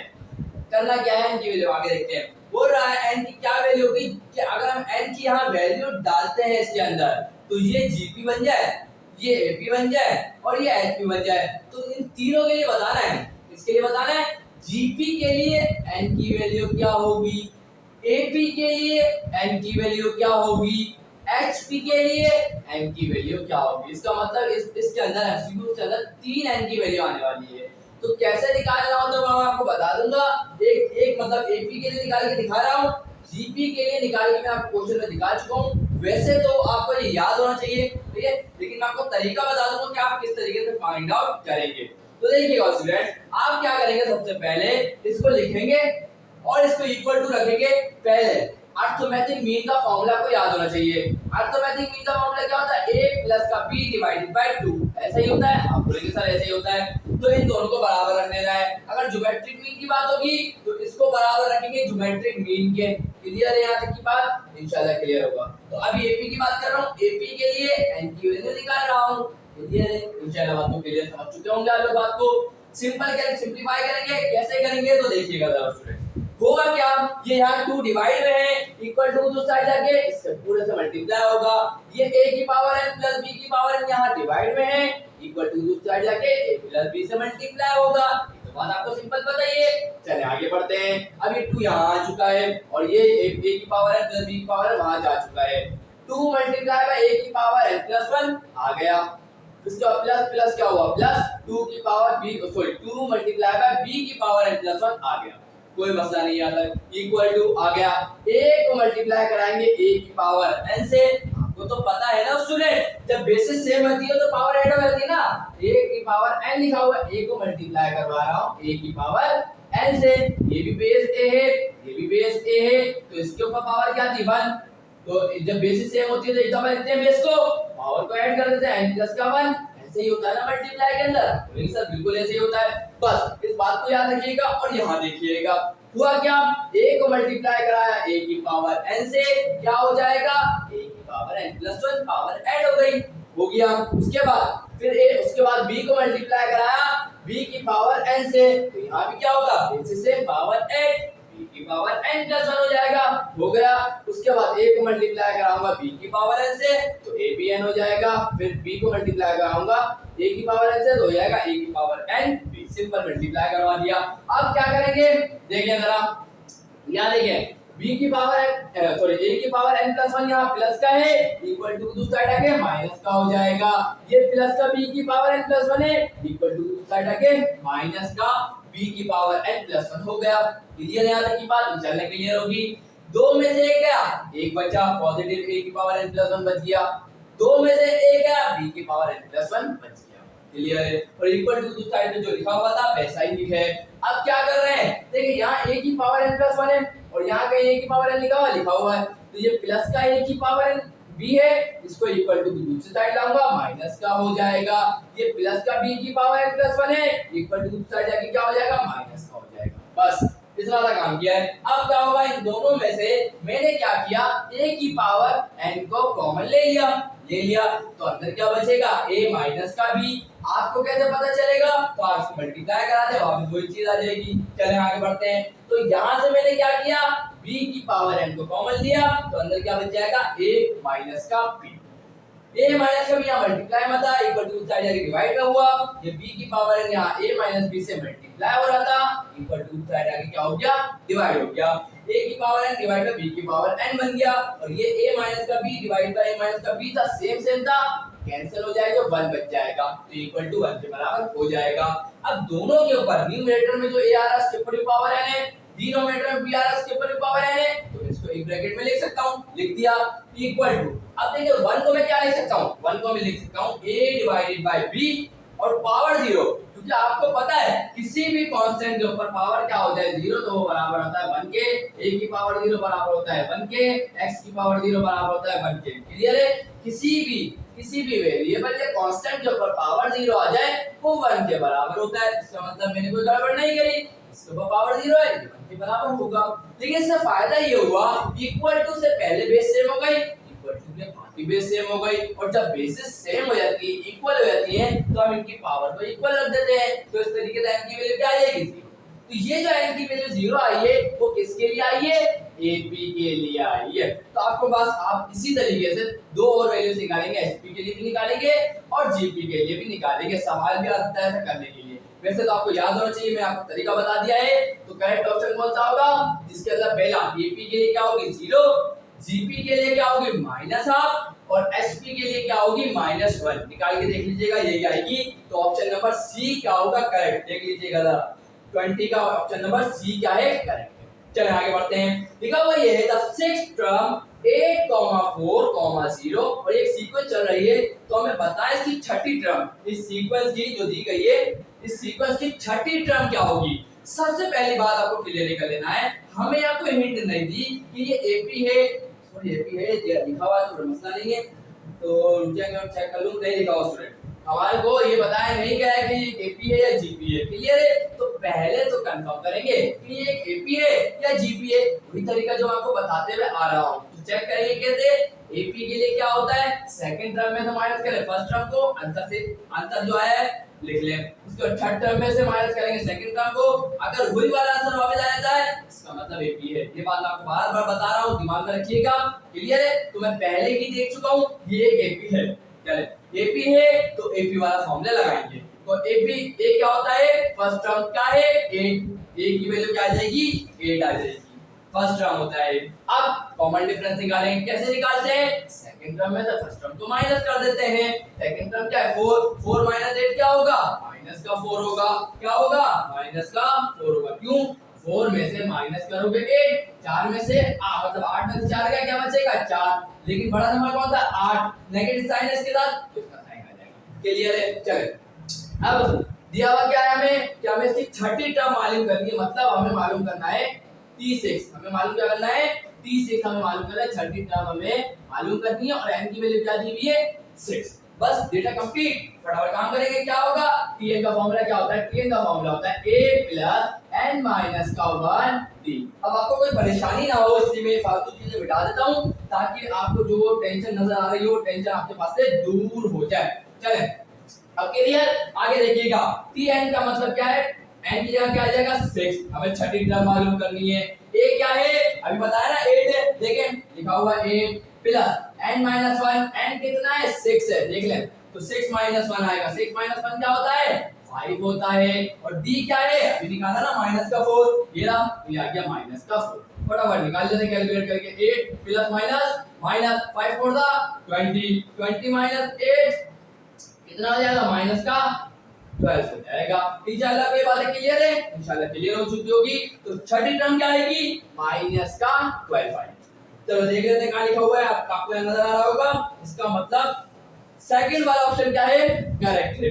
आगे बढ़ते हैं, बाईस वाले में लिखा हुआ स्टूडेंट हाउ मेनी टर्म्स, ये मैं आपको पहले ही जब मैं आपका एक्सरसाइज पढ़वा रहा था 6 पॉइंट की जब छठे चैप्टर की, तो उस वक्त मैंने आपको ये बात बताई थी हाउ मेनी टर्म्स का मतलब होता है असल में आपको बताना है n की वैल्यू, क्या बतानी है n की वैल्यू बतानी है। लिखा हुआ है द सीरीज आपको दी हुई ये सीरीज, और ये जो सीरीज है इसका सम कितना आ रहा है 24, तो उसके लिए n की क्या वैल्यू होगी, क्लियर है, इंशाल्लाह क्लियर होगी। चले अब यहाँ पर देखें होगा क्या, इसको मिटा रहा हूँ, नोट करना है नोट कर लें, तो मैं इसको मिटा देता हूँ। चले अब सिंपल आसान सा काम, तो यहाँ पे क्या होगा डेटा बनाएंगे, डेटा बनाने से पहले एक काम तो करना पड़ता है ना, पहले ये तो देखे कि ये एपी है या ये जीपी है, चेक कर लेता हूँ फटाफट। 8 में से 10 गए, 8 में से 10 गए तो माइनस का 2 बचेगा, 6 में से 8 गए तो क्या बचेगा माइनस का 2 बचेगा। इसका मतलब क्या है एक एपी है तो एपी वाला फॉर्मूला लगा दूंगा एसएन वाला।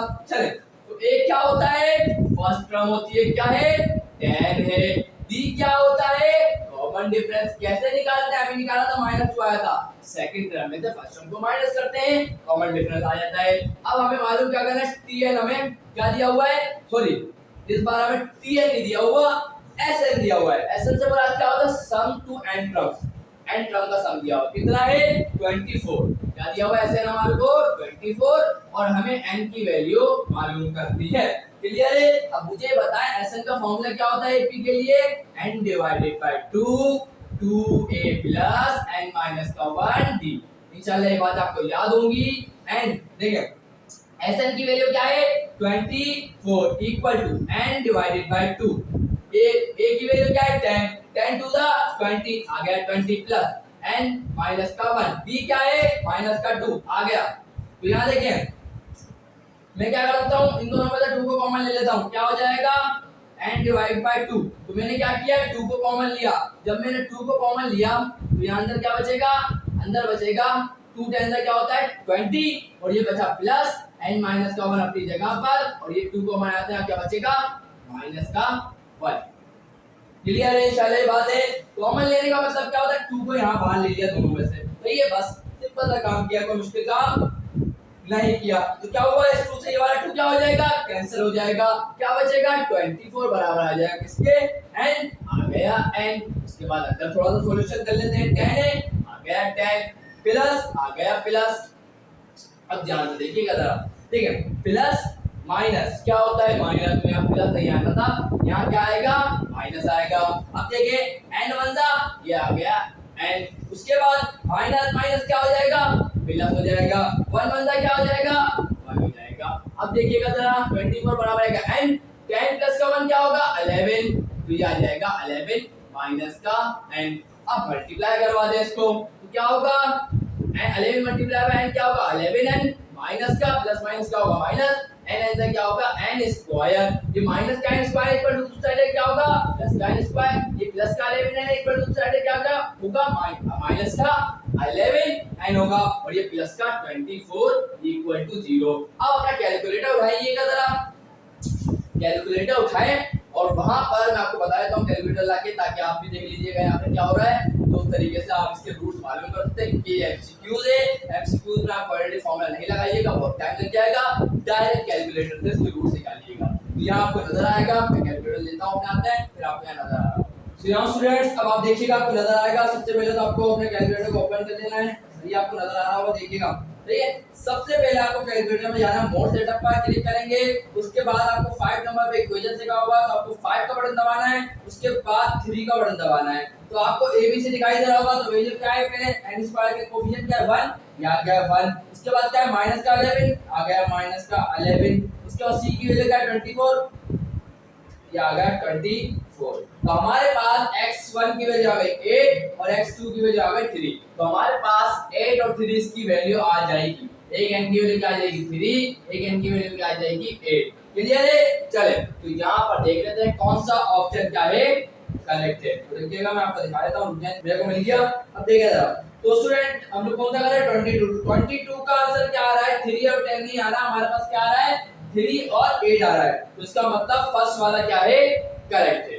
तो स्टूडेंट्स अब बढ़ते हैं नेक्स्ट एमसीक्यूज की तरफ। सो यहाँ स्टूडेंट्स आप लोगों के सामने आ चुका है एमसीक्यू नंबर 23। तो जल्दी से देखिएगा 2 4 6 एंड 2 4 8। आज हमें बताना है कि जो एक सीक्वेंस 2 4 6 की चल रही है और एक सीक्वेंस चल रही है 2 4 8 की, तो हमें बताना है कि ये दोनों, ये किसके अंदर है एपी के अंदर है जीपी के अंदर, ये बताना है, और ये किसके अंदर है एपी के अंदर जीपी के अंदर है। तो सिंपल सी बात है स्टूडेंट, ये तो मैं आपको कब से बता रहा हूं, हमें कैसे चेक करना होता है कि T2 माइनस का T1 और T3 माइनस का T2 अगर बराबर आ जाए इसका मतलब एपी में है। तो पहले क्या होगा T2 मैं माइनस कर T1 को, तो 4 में से माइनस करूंगा 2 को, तो मुझे क्या मिलेगा 2 मिल जाएगा। और यहाँ देखिए 6 में से 4 माइनस करूंगा, 6 में से 4 माइनस करूंगा, मुझे क्या मिल जाएगा 2। इसका मतलब फर्स्ट वाला किसके अंदर है एपी के अंदर है। इतनी बात क्लियर है? इंशाल्लाह क्लियर हो गई। अब देखिएगा 2 4 8 लिखा हुआ है, देखिएगा जरा, ये देखिए T2 डिवाइडेड बाय T1 करेंगे और T3 डिवाइड बाय T2 करेंगे। अगर आंसर सेम आ गया इसका मतलब जीपी में है। तो देखिएगा जरा T2 क्या है ये और T1 क्या है ये, मतलब 4 डिवाइडेड बाय 2 करेंगे, 4 डिवाइड बाय 2 करेंगे। उसके बाद यहाँ देखिएगा T3 divide by T2 8 divide by 4 करेंगे, तो ये आ जाएगा 8 डिवाइड बाय 4। अब आंसर चेक करते हैं, 4 1 4 4 2 8, आंसर क्या आ गया 2 2 1 2 2 2 4, आंसर सेम आ गया 2। इसका मतलब ये जीपी में है और ये किसके अंदर है एपी के अंदर है। तो इस तरीके का करेक्ट आंसर क्या हो जाएगा एपी एंड जीपी। तो option number B is correct. तो अब देखें जरा 24 एमसीक्यूज की तरफ गौर करें, तो आपको यहाँ दिख रहा होगा लिखा हुआ क्या है, लिखा हुआ है square root of negative number is called imaginary number. Imaginary number कहते हैं, सी वाला ऑप्शन करेक्ट है। क्यों है तो आपको वजह बता देता हूं। वो बोल रहा है आपको सबसे पहले लेना है स्क्वायर रूट, ले लिया, और बोल रहा है किसका लेना है नेगेटिव नंबर का लेना है। तो मतलब कुछ भी हो सकता है, -2 हो सकता है, -3 हो सकता है। अब देखिएगा मुझे बताया कि हम इसको ऐसे नहीं लिख सकता माइनस का 1 मल्टीप्लाई बाय 2, कोई मसला है? आप बोलेंगे सर नहीं है। अब देखिएगा अब यहाँ पर -1 है ना, -1 किसके बराबर होता है आयोटा के स्क्वायर के, ऐसा ही होता है? आप बोलेंगे सर बिल्कुल ऐसा ही होता है। तो क्या होगा स्क्वायर से रूट कैंसिल हो जाएगा, तो यहाँ पर क्या हो जाएगा √2 आयोटा आ जाएगा। इसका मतलब ये क्या है आयोटा जिसके साथ आ जाता है वो एक इमेजिनरी नंबर कहलाता है। इसका मतलब करेक्ट ऑप्शन क्या होगा मैं आपको बता चुका, इमेजिनरी नंबर होगा। चलिए आगे बढ़ता हूं, ऑप्शन नंबर सी होगा 25 में 25 बोले इसको सॉल्व करें, उसके बाद जो आंसर आएगा वो आपको दिखा दूंगा, कोई मसले वाली बात नहीं है। पहले इसको सॉल्व कर लेते हैं, थोड़ा सा सिंपलीफाई कर लेते हैं। तो देखिएगा स्टूडेंट मैं यही करवा देता हूं, देखिए यही करवा देता हूं, कोई टेंशन नहीं हो। तो दोनों को पहले क्या करेंगे मल्टीप्लाई करवा देंगे, क्या होगा 7 7 का क्या हो जाता है 49, उसके बाद आएगा प्लस, फिर 7 मल्टीप्लाई बाय ओमेगा स्क्वायर हो गया, उसके बाद प्लस 7 ओमेगा मल्टीप्लाई बाय 7 क्या होता है 7 ओमेगा होता है, फिर plus omega multiply by omega square क्या होगा ओमेगा क्यूब होगा। इतनी बात आप लोगों को क्लियर है? इंशाल्लाह होगी। अब क्या करें सर, ये सोच रहे ना, कोई सोचने वाली बात नहीं स्टूडेंट, दोनों में 7 दिख रहा है ना, 7 को कॉमन ले लो। क्या करेंगे 7 को कॉमन ले लेंगे, तो ले लेता हूं, कोई बड़ी बात नहीं है। 7 को लिया कॉमन, क्या बचेगा ओमेगा स्क्वायर प्लस का ओमेगा क्यूब। यहां तक की बात क्लियर है, इंशाल्लाह क्लियर होगी। अब मुझे ये बताया, आपको ये पता था कि 1 प्लस ओमेगा स्क्वायर बराबर होता है 0 के, ये बात आप सबको पता होगी। तो मुझे बताएं ओमेगा स्क्वायर प्लस ओमेगा किसके बराबर होगा। आप बोलेंगे सर ये प्लस का 1 को वहां भेज दे, तो ओमेगा स्क्वायर प्लस ओमेगा बराबर आ जाएगा माइनस के 1 के। इसका मतलब मैं ओमेगा स्क्वायर प्लस ओमेगा की जगह क्या लिख सकता हूं माइनस का 1, और याद रखिएगा ओमेगा क्यूब किसके बराबर होता है 1। चलिए तो यहाँ लगा देता हूं, तो देखिएगा जरा स्टूडेंट 49 प्लस का 7 और ओमेगा स्क्वायर प्लस ओमेगा की जगह क्या आएगा माइनस का 1 आ जाएगा, और इस ओमेगा क्यूब की जगह क्या आ जाएगा 1 आ जाएगा। इतनी बात क्लियर है, इंशाल्लाह क्लियर होगी। अब देखिएगा प्लस माइनस क्या हो जाएगा माइनस, 49 माइनस का 7 प्लस का 1, 49 प्लस 1 क्या होगा 50, और 50 में से माइनस करो 7 आ जाएगा 43। तो इसका मतलब करेक्ट ऑप्शन क्या होगा 43। अब देखिएगा जरा, तो यहाँ पर आपको करेक्ट ऑप्शन मिल जाएगा 43, तो यहाँ पर लिखा हुआ है फोर्थ वाला करेक्ट होगा 43। चलें आगे बढ़ते हैं, लिखा हुआ है roots of equation ax square plus का bx प्लस का c क्लियर है are reciprocal of each if f किसके बराबर होगा। तो देखिएगा जरा स्टूडेंट्स, देखिए आपको मैंने कंडीशन पढ़ाई थी स्टूडेंट्स कि अगर a और b मतलब रूट्स होते हैं वो रेसिप्रोकल आ जाते हैं, तो उसको कंडीशन ये होती है कि a बराबर आ जाता है c के। ये बोल रहा है कि एक रूट दूसरे रूट के मुकाबले में क्या है रेसिप्रोकल है। क्लियर है, इंशाल्लाह क्लियर है। तो आप अल्फा की वैल्यू डालिएगा और बीटा की वैल्यू डालिएगा। अल्फा की वैल्यू क्या होती है, अल्फा की वैल्यू होती है minus B plus root B square minus का 4ac डिवाइड बाय 2a, ये अल्फा की वैल्यू हो गई। बीटा की वैल्यू क्या होगी, बीटा की वैल्यू हमारी होती है माइनस का b माइनस का रूट b स्क्वायर माइनस का 4ac डिवाइड बाय 2a, ये होती है बीटा की वैल्यू। तो इन दोनों वैल्यूज को इसके अंदर डालिएगा और सॉल्व करिएगा, तो आपको ऑटोमेटिकली आपको यही कंडीशन मिल जाएगी। ये होती है condition a equal to c। अगर a बराबर आ जाए c के, इसका मतलब तो इस इक्वेशन के रूट्स क्या हैं रेसिप्रोकल होंगे। क्लियर है, इंशाल्लाह ये बातें आपको क्लियर हो चुकी होंगी। तो आगे देख लेता हूं कुछ है तो फिर आगे बढ़ते हैं। क्लियर है, चलो फिर आगे कोई खास बात तो नहीं है। अब आगे बढ़ते हैं नेक्स्ट एमसीक्यूज की तरफ। सो यहाँ सुनिए आपके सामने आज का एमसीक्यू नंबर 27 एंड 28 लिखा हुआ है। 27 एमसीक्यू के अंदर जरा गौर फरमाइएगा, इधर लिखा हुआ है द ऑर्डर ऑफ, ये आपको दिया हुआ है इसका ऑर्डर बताना है इस मैट्रिक्स का। सही है, तो देखिएगा सबसे पहले तो यहाँ पर आपको ये तीनों मैट्रिक्स को मल्टीप्लाई करना पड़ेगा। तो पहले वाले मैट्रिक्स को अगर देखिए इसका ऑर्डर क्या है, तो यहाँ देखिएगा क्या है, देखिए कितनी रो है, आप बोलेंगे सर एक रो है, कितने कॉलम है 1 2 3, इसका मतलब इसका ऑर्डर क्या है 1 मल्टीप्लाई बाय 3 है। अब इसका ऑर्डर देखिएगा कितनी रो है 1 2 3, 3 रो है, तो पहले रो को लिखते हैं फिर मल्टीप्लाई कराएंगे। कॉलम क्या है 1 2 3, इसका मतलब इसका ऑर्डर क्या है 3 बाय 3 का, इसका ऑर्डर क्या है 1 बाय 3 का। अब इसका देखते हैं कितनी रो है 1 2 3, तो रो आ गई 3, उसके बाद कॉलम कितना है 1, तो इसका ऑर्डर क्या है 3 मल्टीप्लाई मतलब 3 बाय 1। अब क्या करें, तो भाई देखिएगा स्टूडेंट सिंपल सी बात है। अब आपको देखिए मल्टीप्लाई कराना पड़ेगा पहले इन दोनों को फिर इन दोनों को। क्लियर है, तो देखिएगा होगा क्या, मल्टीप्लाई कराने की शर्त होती है स्टूडेंट, शर्त ये होती है कि number of columns of A, अभी हमारे लिहाज से ये ए, उसके बाद number of rows in B होनी चाहिए। तो होगा क्या पहले देखते हैं, ये चीज हमें बताती है रो को और ये चीज बताती है हमें कॉलम को। तो कॉलम कितने हैं 3 है, इस वाले में कितने कॉलम है 3 है।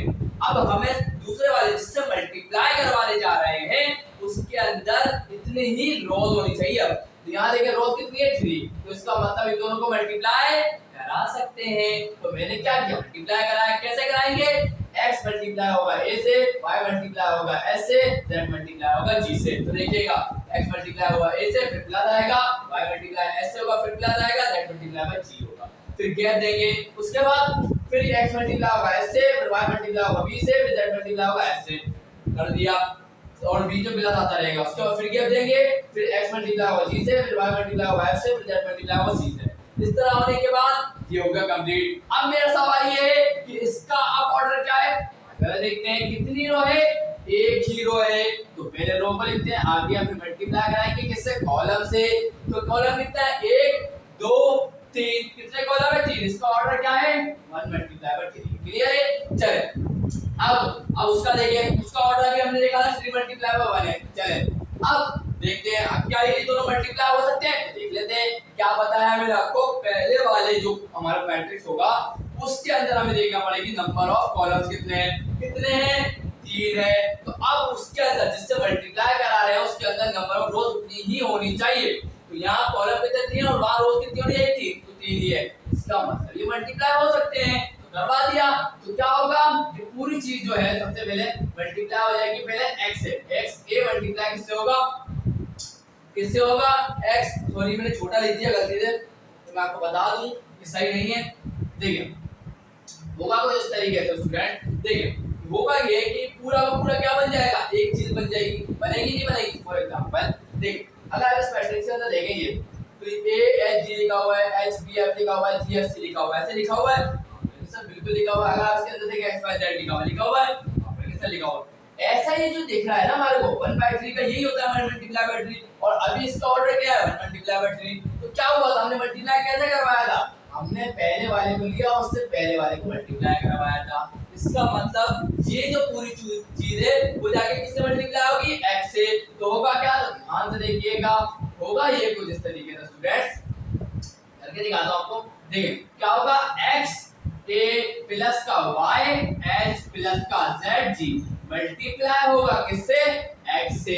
क्लियर है, इंशाल्लाह क्लियर होगा। अब ये जो चीज है वो जाके y से मल्टीप्लाई होगी, मतलब y से मल्टीप्लाई होगी x h प्लस का y b प्लस का z f, क्या होगा, z f। उसके बाद z से मल्टीप्लाई होगा ये चीज, तो z से मल्टीप्लाई होगा z g प्लस का y f प्लस का z g। क्लियर है, तो हमें करने की जरूरत नहीं है, हमें तो पहले ही पता चल गया। अब इसका मैं अगर आपसे ऑर्डर पूछूं क्या है, आप बोलेंगे सर यहाँ देखिए कितनी कॉलम है, 1 2 3, सॉरी कॉलम यहाँ पर एक ही आएगा, ये मेरी गलती है। यहाँ बीच में क्या आता रहेगा, प्लस, क्या आता रहेगा, प्लस। क्लियर है, तो यहाँ देखिए मल्टीप्लाई करवाते हैं ना, तो एक बीच बीच में क्या आता रहता है, प्लस। अब सुनिएगा मेरी बात, जब अगर हमारे पास अगर यहाँ कोई वैल्यूज होती, फॉर एग्जांपल 1 होती, इसकी जगह पर 2 आ रही होती, 3 आती, तो हम इन सबको ऐड कर देते तो एक ही चीज नजर आती, समथिंग हमारे पास 8 आ रहा होता, तो हम ऐसे लिख देते। अब मैं अगर आपसे पूछूं इस मैट्रिक्स के अंदर कितनी कॉलम है, आप बोलेंगे सर एक ही कॉलम है। कितनी रो है, एक ही रो है। इसका मतलब इसका ऑर्डर क्या होगा, इसका तो 1 मल्टीप्लाई बाय 1 ही होगा। इसके अंदर एक ही रो है और एक ही कॉलम है। क्लियर है, तो इसका ऑर्डर हमें पता चल गया क्या है, 1 मल्टीप्लाई बाय 1। तो इसका मैंने ऑर्डर लिख दिया है और ये आपको ऑप्शन में कहां मिल जाएगा, देखिएगा जरा, ऑप्शन नंबर ए क्या होगा, करेक्ट होगा। क्लियर है, इंशाल्लाह ये बात आपको क्लियर हो चुकी होगी। अब देख लीजिएगा ये क्या लिखा हुआ है, तो मैं एमसीक्यू पढ़ रहा हूं, आपको दिख रहा होगा, देखिएगा जरा। लिखा हुआ है स्टूडेंट्स कि which of the following is closed under binary operations plus, plus का मतलब एडिशन की बात कर रहे हैं। तो ऑप्शन में आपको बताऊं तो क्या लिखा हुआ है, पहला ऑप्शन में लिखा हुआ है कि 1 -1 ये तो नहीं हो सकता, क्यों, तो ये आपको पता है क्लोज ब्रैकेट लगा हुआ है, क्लोज इंटरवल लगा हुआ है। क्लोज इंटरवल का मतलब होता है जो चीज लिखी वो शामिल होनी चाहिए, मतलब 1 शामिल है और -1 शामिल है और के दरमियान में कोई नंबर शामिल है। क्लियर है, तो अब अगर इनको ऐड करते हैं, फॉर एग्जांपल 1 + 1 करते हैं तो आपको 2 मिल जाएगा, उसमें 2 शामिल है नहीं, तो इस पहला वाला ऑप्शन करेक्ट कार्ड इतने काम का नहीं हो। उसके बाद आगे देखिए लिखा हुआ x जो है वो ऑड नंबर होगा। देखिएगा मेरी बात सुनिएगा जरा, देखिए मैं अगर ऑड नंबर में अगर कोई ऑड नंबर ऐड करता हूं तो मुझे क्या मिलता है, ऐड करता हूं क्या मिलता है, 6। अगर मैं कोई 1 के अंदर एक ऑड नंबर ऐड करता हूं क्या होगा, सपोज करें 3 है, तो मुझे क्या मिलता है, 4। तो मुझे जब ऑड नंबर में मैं ऑड नंबर ऐड कर रहा हूं तो क्या मुझे ऑड नंबर मिल रहा है, लेकिन सर नहीं मिल रहा, हमें तो इवन मिल रहा है। तो यहाँ पे भी देखें 2 नंबर ऑड नंबर को ऐड किया, मुझे वापस क्या मिल गया है, इसका मतलब ये बाइनरी ऑपरेशन में नहीं आएगा। क्लियर है, ऑड नंबर को हटा दें, मैं आपको बहुत डिटेल में पढ़ा चुका हूं ना एमसीक्यू में, जो मैंने पहले वाला पढ़ा था। अब आगे बढ़ते हैं, तीसरा वाला ऑप्शन क्या दिया हुआ है, x क्या हो, इवन हो। चेक करते हैं, अब 2 इवन नंबर को ऐड करते हैं तो ये 2 एक इवन नंबर है और 4 भी एक इवन नंबर है। 2 और 4 कितने होते हैं, 6, और 6 एक और 6 आया है हमारे पास, ये भी एक इवन नंबर है। अब देखिएगा जरा, मैंने क्या किया, 4 में ऐड कर दिया 8 को, दोनों क्या है, इवन नंबर है। 8 और 4 कितना होता है, 12, 12 क्या है, वो भी एक इवन नंबर है। इसका मतलब प्लस वाला एक बाइनरी ऑपरेशन है, किसके लिए, इवन नंबर। क्लियर है, इंशाल्लाह ये बात क्लियर है। ऑप्शन नंबर क्या होगा, सी क्या होगा, करेक्ट होगा, देख लीजिएगा। तो अब बढ़ते हैं नेक्स्ट एमसीक्यू की तरफ। सो यहाँ स्टूडेंट्स अब आप लोगों के सामने आ चुका है एमसीक्यू नंबर 29। तो देखिएगा क्या लिखा हुआ है, वहां पर देखिएगा लिखा हुआ है स्टूडेंट्स, अगर इफ 2 रोज या, और क्या मतलब आपको सबको पता है वो, या 2 कॉलम्स ऑफ स्क्वायर मैट्रिक्स, हमें पहले ही बता दिया कि स्क्वायर मैट्रिक्स है। स्क्वायर मैट्रिक्स क्या होता है स्टूडेंट, जिसके अंदर नंबर ऑफ कॉलम्स और नंबर ऑफ रोज बराबर हो, मतलब ऐसा मैट्रिक्स जिसका ऑर्डर सेम हो, जैसे 2/2, 1/1, 3/3, जैसे जो मैट्रिक्स होता है वो कहलाते क्या है, स्क्वायर मैट्रिक्स कहलाते हैं। ये बात क्लियर है, इंशाल्लाह क्लियर होगी। आप क्या करें, बहुत आसान सी बात है, वो बोल रहा है या तो आपको उस स्क्वायर मैट्रिक्स की, मैंने यहाँ पर अभी एक ऐसा स्क्वायर मैट्रिक्स दिया है जिसका ऑर्डर क्या है, 2/2 है। क्लियर है।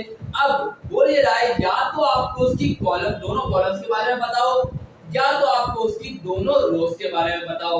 ये या तो बोल रहा है कि दोनों रोज के बारे में बताओ, या तो दोनों कॉलम्स के बारे में बताओ। और बोल क्या रहा है पता है, आगे ध्यान सुनिएगा। वो बोल रहा है या तो आप, बोला जा रहा है, मैं आगे पढ़ रहा हूँ, लिखा हुआ ये आगे कि आर आइडेंटिकल, तो देन डिटरमिनेंट क्या होगा। तो देखिए आइडेंटिकल का वर्ड जो इस्तेमाल किया ना, वो बहुत आसान वर्ड है। बोलना चाह रहा है कि उसके अंदर ऐसा मैट्रिक्स, स्क्वायर मैट्रिक्स है, या तो आपकी इसकी कॉलम सेम होगी, या तो उसकी रो सेम हो सकती है। क्लियर है। सेम से मुराद क्या है कि अगर रो कॉलम, या कॉलम को लेता हूं मैं भी, ये एक कॉलम आ गया, ये दूसरा कॉलम आ गया। अगर पहले कॉलम में जो एलिमेंट है वो 2 1 है, तो जो सेकंड कॉलम में होंगे वो भी क्या होंगे, 2 1, सेम होंगे। तो अब आप इसका डिटरमिनेंट लेते हैं तो क्या आएगा, तो देख लेते हैं जरा क्या होता है डिटरमिनेंट। क्रॉस मल्टीप्लिकेशन करें, 2 को मल्टीप्लाई करेंगे 1 से, आ गया 2, फिर आता है माइनस, फिर 2 को मल्टीप्लाई करेंगे 1 से, क्या होगा 2, प्लस का 2 माइनस का 2 क्या हो गया, 0। तो याद रखिएगा स्टूडेंट कि अगर आपको नंबर ऑफ कॉलम्स या नंबर ऑफ रोज, मतलब जब फिर बताया था आपको क्या लिखा हुआ था, आपको फिर बताया था, अगर 2 रोज, 2 रोज या 2 कॉलम, 2 रोज या 2 कॉलम अगर आपको पता है आइडेंटिकल है, तो उसका डिटरमिनेंट हमेशा क्या आएगा, 0 आएगा, जैसे कि मैंने आपको करके दिखा दिया। चाहे तो वो 3/3 में भी देख लीजिएगा, जब भी 0 आएगा। क्लियर है। चलिए तो ऑप्शन नंबर डी क्या होगा, करेक्ट होगा। आगे बढ़ते हैं। लिखा हुआ क्या स्टूडेंट, क्या हमें बता दो एक एपी आपको दे रहा है 15 टर्म ऑफ एपी, और एक एपी क्या है हमारे पास 1,5,9, एक सीक्वेंस चल रही है, और ये बता दिया कि जो सीक्वेंस है वो एक एपी है। अब हमें इस सीक्वेंस की 15वीं टर्म बता दो, बस इतना सा काम बोला उसने। जल्दी से कर देते हैं। क्या होगा, ए क्या होता है, फर्स्ट टर्म 1 है, आ गया 1। डी क्या होता है, कॉमन डिफरेंस कैसे निकालते हैं, सेकंड टर्म है तो फर्स्ट टर्म को माइनस कर दो। 5 - 1 क्या होता है, 4 होता है। यहाँ कॉमन डिफरेंस कितना आ जाएगा, 4 आ जाएगा। हमें कौन सी टर्म मालूम करनी है, 50, तो n की वैल्यू क्या हो गई 50, और हमें t15 को क्या करना है, मालूम करना है। क्लियर है। अब tn का फॉर्मूला क्या था ap के लिए, आप सब बोल रहे होंगे सर बहुत आसान सी बात है, a + n - का 1 d। हमें क्या मालूम करना है, t15 मालूम करना है। a की वैल्यू क्या है 1, आ गया 1, प्लस n की वैल्यू क्या है 15 है, 15 है, 15 - 1 14 होता है, आ गया 14, मल्टीप्लाई बाय d। d कितना है कॉमन डिफरेंस, जरा दिखाओ कितना है 4, तो ये आ जाएगा 4। उसके बाद देख लेते हैं क्या होगा आगे, आ गया 1, 14 4 का क्या होगा, देख लेते हैं स्टूडेंट्स। तो ये हमारे पास आएगा 56 आएगा, क्या आएगा 56 आएगा।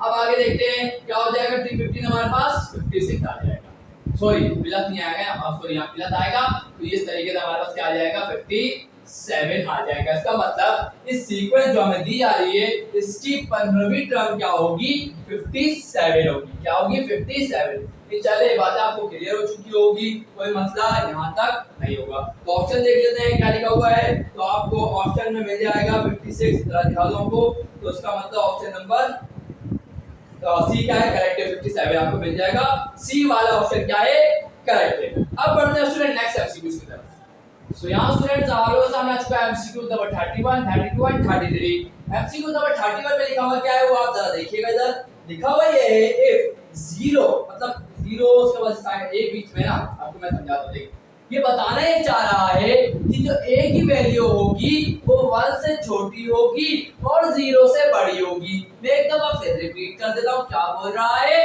कि a की वैल्यू 1 से छोटी होगी 0 से बड़ी होगी। तो हमें बताना क्या है, हमें बताना है कि a स्क्वायर बराबर होगा a के, या a स्क्वायर ग्रेटर देन होगा a के, या a स्क्वायर लेस देन होगा a से, या नन ऑफ देम। तो सीधी सी बात मैं आपको बताऊं तो इसका मतलब ये था कि a की वैल्यू क्या होगी 1 से छोटी, मतलब 0.9 हो सकती है, 0. a की वैल्यू 0.5 हो सकती है, a की वैल्यू 0.1 हो सकती है, ऐसी होगी ना।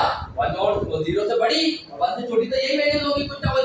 अब मुझे बता दूं आपको एक बात कि अगर 0 से कोई बड़ी वैल्यू हो और या 1 से छोटी कोई वैल्यू हो, अगर आप इसके ऊपर स्क्वायर कर देते हैं, फॉर एग्जांपल 0.5 के ऊपर अगर मैं स्क्वायर कर देता हूं, क्योंकि लिखा हुआ है ना, ठीक है, a स्क्वायर क्या होगा, तो a स्क्वायर का मतलब क्या है, a की वैल्यू लिखी इसके ऊपर स्क्वायर, तो a का 0.5 का जब मैं स्क्वायर करूंगा तो मुझे मिलेगा 0.25। अब मुझे ये बताएं कि ये 0.5 से छोटा है, बोलेंगे सर बिल्कुल छोटा है। इसका मतलब क्या समझ में आया, आप कोई भी नंबर का स्क्वायर करके देखिएगा जो 1 से छोटा और 0 से बड़ा हो, तो जब उसका स्क्वायर करेंगे तो हमेशा उसका कम ही आएगा एक्चुअल वैल्यू से। अगर एक्चुअल वैल्यू 0.5 थी तो उसको स्क्वायर करने के बाद 0.25 कम हो गई। इसका मतलब क्या होगा कि a स्क्वायर हमेशा क्या होगा, a से छोटा ही आएगा इस कंडीशन के अंदर। a की वैल्यू तो 0.5 है, सपोज कर लें, तो a स्क्वायर की वैल्यू क्या है 0.25, तो 0.25 a से छोटा है, बोलेंगे सर बिल्कुल, इसका मतलब यही करेक्ट आंसर होगा, मतलब ऑप्शन नंबर सी। आगे बढ़ते हैं, लिखा हुआ क्या है स्टूडेंट्स, लिखा हुआ ये है स्टूडेंट्स के if a, g and h are respectively a, gm and hm of two numbers, numbers की बात आ रही है स्टूडेंट, तो यहाँ पर ये करेक्ट नहीं होगा, g square equal to a। अगर बिटवीन a and b बोलता तो ये करेक्ट होता, क्लियर, एक पे रिलेशन बचा था। अब क्या करेक्ट होगा, सेकंड वाला ऑप्शन क्या होगा, करेक्ट होगा। देखिए याद रखिएगा हमेशा कि a की वैल्यू मतलब अर्थमेटिक मीन की वैल्यू सबसे ज्यादा होगी, उसके बाद ज्योमेट्रिक मीन की वैल्यू ज्यादा होगी, उसके बाद हमारे पास हार्मोनिक मीन की मतलब एचपी की वैल्यू ज्यादा होगी, क्लियर है। तो इसका मतलब क्या है, ये क्या बता रहा है, ये बता रहा है कि g की जो वैल्यू होगी वो a से कम होगी, अर्थमेटिक मीन से कम होगी, लेकिन किससे ज्यादा होगी, हार्मोनिक प्रोग्रेशन से, सॉरी अर्थमेटिक मीन बोल दिया ना मैंने, एपी होगा क्या, सॉरी अर्थमेटिक मीन ही होगा, कंफर्म कर लेता हूं, तो ये है ना, हां सही है।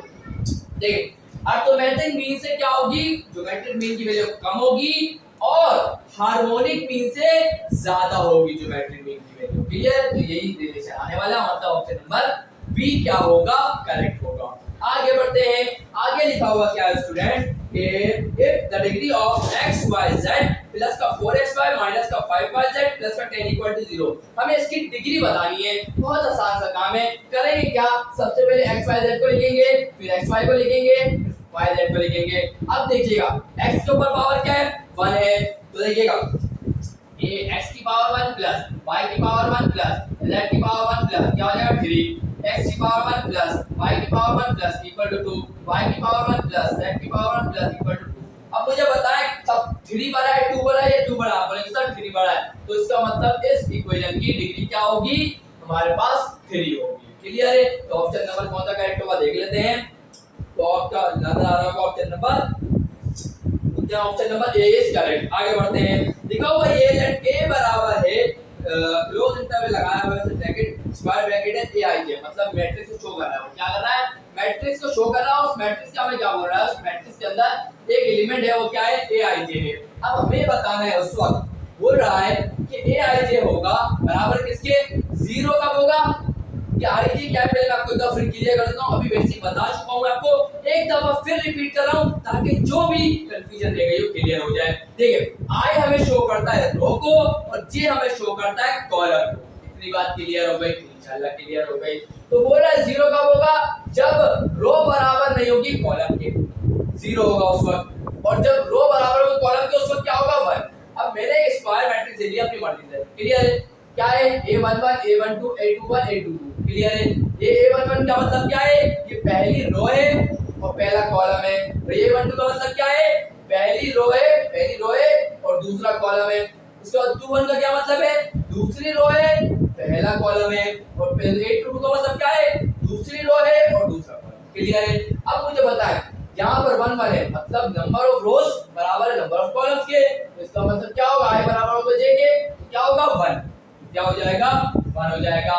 और यहाँ भी बराबर है तो यहाँ भी 1 हो जाएगा, यहाँ बराबर नहीं है 0, यहाँ बराबर नहीं है 0। तो ये बन गया एक आइडेंटिटी मैट्रिक्स। क्यों, क्योंकि अगर इसका डायग्राम ड्रॉ करते हैं तो आपको क्या मिलता है 1, और 1 क्या बताता है, आइडेंटिटी मैट्रिक्स को बताता है। लेकिन बात खत्म नहीं हुई, बोल रहा है कि हमें इसका ट्रांसपोज बताना है। क्या बताना है, इस वेक्टर मैट्रिक्स का ट्रांसपोज बताना है। आसानी से बता देंगे तो देखिएगा जरा होता क्या है, तो आसानी से आपको समझाने की कोशिश करता हूं। देखिएगा मैंने ये वाला मैट्रिक्स लिख दिया, क्या है 1 0 0 और क्या है 1। क्लियर है। अब आपको इसका ट्रांसपोज बताना है, तो आप क्या करेंगे, तो देखिएगा आप करेंगे क्या, जो रोज होती है उसको कॉलम कर दीजिएगा, जो रोज होती है उसको कॉलम कर दीजिएगा। कैसे, आसान कर रहा हूं, देखिएगा आप इस 0 को धक्का देंगे तो यहाँ आ जाएगा, इस 1 को धक्का देंगे ये यहाँ आ जाएगा। क्लियर है। अब उसके बाद इसको धक्का देंगे तो 1 इधर आ जाएगा, उसके बाद इसको 0 को धक्का देंगे यहाँ आ जाएगा। तो ये बन जाएगा क्या 1 0 0 1। अब मुझे बताएं कि अभी कोई फर्क आया, इसका मतलब इसका ट्रांसपोज जो हमने फाइंड करा अभी भी वही आ रहा है। इसका मतलब ये हुआ स्टूडेंट, इसका मतलब ये हुआ ये एक आइडेंटिटी मैट्रिक्स है। अब पूछा गया था कि कौन सा मैट्रिक्स है, तो हमें साफ साफ पता चल रहा है, जो हमने इसका A मालूम करा वो भी यही आ गया। इसका मतलब क्या है, ये जो आइडेंटिटी मैट्रिक्स शो करता है ना 1 आया था, तो इसका मतलब ऑप्शन नंबर ए क्या होगा, करेक्ट होगा, आइडेंटिटी मैट्रिक्स है। आगे बढ़ते हैं, तो लिखा हुआ है स्टूडेंट कि ए, ये तो मैं आपको ज़बानी बता रहा हूँ, क्या लिखा हुआ है, इफ a plus b की power n is the binomial expansion then total number of terms will be। तो हमें बताना है कि टोटल टर्म्स कितनी होगी। मैं आपको एक बात बता देता हूँ, देखिएगा अगर मैं आपके सामने लिखता हूँ a plus b के होल स्क्वायर का फॉर्मूला क्या होता है, a स्क्वायर प्लस का 2ab प्लस का b स्क्वायर। अगर आप टर्म गिनते हैं यहाँ पर, तो ये आ गई पहली टर्म, ये आ गई दूसरी टर्म, ये आ गई तीसरी टर्म। इतनी बात क्लियर, इंशाल्लाह क्लियर हो गई। अब पावर क्या थी 2, लेकिन टर्म कितनी है 3। इससे क्या पता चला, इससे पता ये चला कि अगर a प्लस b की पावर n होगा तो उसके अंदर टर्म कितनी होगी, पावर से एक ज्यादा। अगर यहाँ पावर 2 थी तो 2 में 1 ऐड कर देंगे, कितना हो जाएगा 3, मतलब टर्म कितनी होगी 3। तो इसी बात को ये देखिए, अगर a प्लस b की पावर n लिखा हुआ है तो इसके अंदर टर्म कितनी होगी, पावर लिखे और उसमें एक ऐड कर दें, सही है। तो ये हमारे पास इतनी टर्म होगी। तो यहाँ पर करेक्ट ऑप्शन क्या होगा, n प्लस 1 क्या होगा। फर्स्ट वाला आपको देखो, सेकंड वाला आपको दिख रहा होगा। आगे बढ़ते हैं, तो लिखा हुआ है the determinant of triangular matrix is equal to. तो भाई देखिएगा मैं इसको आपको समझाने के लिए कुछ बनाता हूँ पहले, उसके बाद इस तरीके से समझाता हूँ। सो यहाँ स्टूडेंट्स आप लोगों के सामने आ चुका है एमसीक्यूज नंबर 36 37 एंड 38। 36 पे क्या लिखा हुआ है जरा वो बहुत जरा मैं आपको बता चुका हूँ वैसे। तो बोला क्या जा रहा है, फिर रिपीट कर देता हूँ। बोला जा रहा है determinant of triangular matrix is equal to, किसके बराबर होता है। तो पहले तो ये पता हो ना ट्रायंगुलर मैट्रिक्स होता क्या है। हमारे पास ट्रायंगुलर मैट्रिक्स दो तरह के होते हैं, एक तो होता है अपर और एक होता है लोअर। अब क्या पहचान है ट्रायंगुलर मैट्रिक्स की वो जान लें। तो देखिएगा जरा, अब यहाँ पर ये मैट्रिक्स आपके सामने बना हुआ है 2x2 का, क्लियर है। इसका ऑर्डर क्या है 2x2। अब देखिए यहाँ पर एक एलिमेंट इसका डायगोनल, मैं इसका डायगोनल आपको बना के दिखाता हूँ। देखिए लिखा हुआ है 2 3 0 4। अगर मैं इसके ऊपर डायगोनल बनाता हूँ, डायगोनल क्या है, ये आ गया इसका डायगोनल, ठीक है। अब डायगोनल पे क्या है, एलिमेंट्स है, क्लियर। उसके बाद अगर यहाँ भी 0 होता, अगर यहाँ भी 0 होता और यहाँ भी 0, तो ये कहलाता है डायगोनल मैट्रिक्स। अब ये डायगोनल मैट्रिक्स नहीं है क्योंकि यहाँ अभी कोई एलिमेंट है, तो इस वजह से 0 नहीं है, 0 नहीं है। मतलब अगर 0 होता डायगोनल होता, अब यहाँ पर 3 आया हुआ है, तो इसका मतलब अब ये जो बनेगा ना, अब ये बनेगा, ये बन जाता है ट्रायंगल, जैसे कि मैंने आपके सामने ड्रॉ करके भी दिखाया। तो ये जो ट्रायंगल बना वो अपर है, ऊपर की तरफ आ रहा है, इसलिए क्या कहलाएगा अपर ट्रायंगुलर मैट्रिक्स। और यहाँ पर वही वाली 3 को मैंने यहाँ लिख दिया, तो ये बन गया लोअर ट्रायंगुलर मैट्रिक्स। ये होता है ट्रायंगुलर मैट्रिक्स, क्लियर है। इंशाल्लाह ये बात क्लियर हो चुकी है। अब हमसे बोला इसका डिटरमिनेंट जो फाइंड करेंगे वो किसके बराबर आएगा। तो देखिएगा हमेशा याद रखिए डिटरमिनेंट 2/2 को कैसे निकालते हैं, क्रॉस मल्टीप्लिकेशन करते हैं। 2 को मल्टीप्लाई करते हैं 4 से, 4 2 का क्या होगा 8, माइनस करेंगे किसको 3 0 का क्या होगा 0, 8 माइनस 0 क्या होगा 8 ही तो होगा। इसका मतलब इसका क्या हुआ, इसके जो हमने डिटरमिनेंट मालूम करा 2304 का, तो वो किसके प्रोडक्ट के बराबर आया? जब हमने इसके डायगोनल को मल्टीप्लाई करा। क्या करा? जब हमने इसके डायगोनल को मल्टीप्लाई करा, वही इसका आंसर है। 4 टू द क्या होता है? अब इसको भी देख लेते हैं। तो देखें ये एक लोअर ट्रायंगुलर मैट्रिक्स है। अब क्या होगा? वही बात वैसे ही होगा। 2/2 का मैट्रिक्स है। 4 टू द 8 आ गया माइनस 0 3 द 0 आ गया। क्लियर है? और इसका आंसर भी क्या आया? 8 ही आया। इसका मतलब इसका भी डिटरमिनेंट क्या आएगा? इसके डायगोनल के प्रोडक्ट के बराबर आएगा। अब यहाँ पर आंसर देख लेते हैं। तो देखिएगा क्या लिखा हुआ है। पहला वाला ऑप्शन लिखा हुआ प्रोडक्ट ऑफ डायगोनल एलिमेंट, बिल्कुल करेक्ट है। पहला वाला ऑप्शन क्या है? करेक्ट है। प्रोडक्ट का मतलब मल्टीप्लाई, और इनके डायगोनल के एलिमेंट्स को क्या करेंगे? मल्टीप्लाई कर देंगे। बस चले आगे बढ़ते हैं। लिखा हुआ है determinant of identity matrix of any order is. बोल रहा है हमें डिटरमिनेंट बताओ आइडेंटिटी मैट्रिक्स का, वो ऑर्डर भले ही कोई भी हो उसका, तो उसका हमारे पास डिटरमिनेंट निकालेंगे क्या आएगा? बहुत आसान सी बात है। 2/2 का मैंने मैट्रिक्स दिया और मुझे क्या पता ये आइडेंटिटी मैट्रिक्स है, तो याद रखिएगा जब मैं इसके ऊपर डायगोनल ड्रॉ करता हूं तो मुझे क्या नजर आता है? 1 1 नजर आता है। क्लियर है? और ये 0 और यहाँ भी 0। क्लियर है? ये डायगोनल मैट्रिक्स हो सकता था, लेकिन डायगोनल मैट्रिक्स में एलिमेंट क्या हो? 2 3 हो, सेम ना हो। डायगोनल मैट्रिक्स में क्या होता है? एलिमेंट सेम नहीं होते। 2 होगा 3 होगा, 1 नहीं होगा। और स्केलर मैट्रिक्स में क्या होता है? 2 होगा 2 होगा, 3 होगा तो यहाँ भी 3 होगा, 4 होगा तो यहाँ भी 4 होगा। और आइडेंटिटी मैट्रिक्स क्या होता है? अगर 1 है तो 1 होगा। 1 आइडेंटिटी को शो करता है। क्लियर है?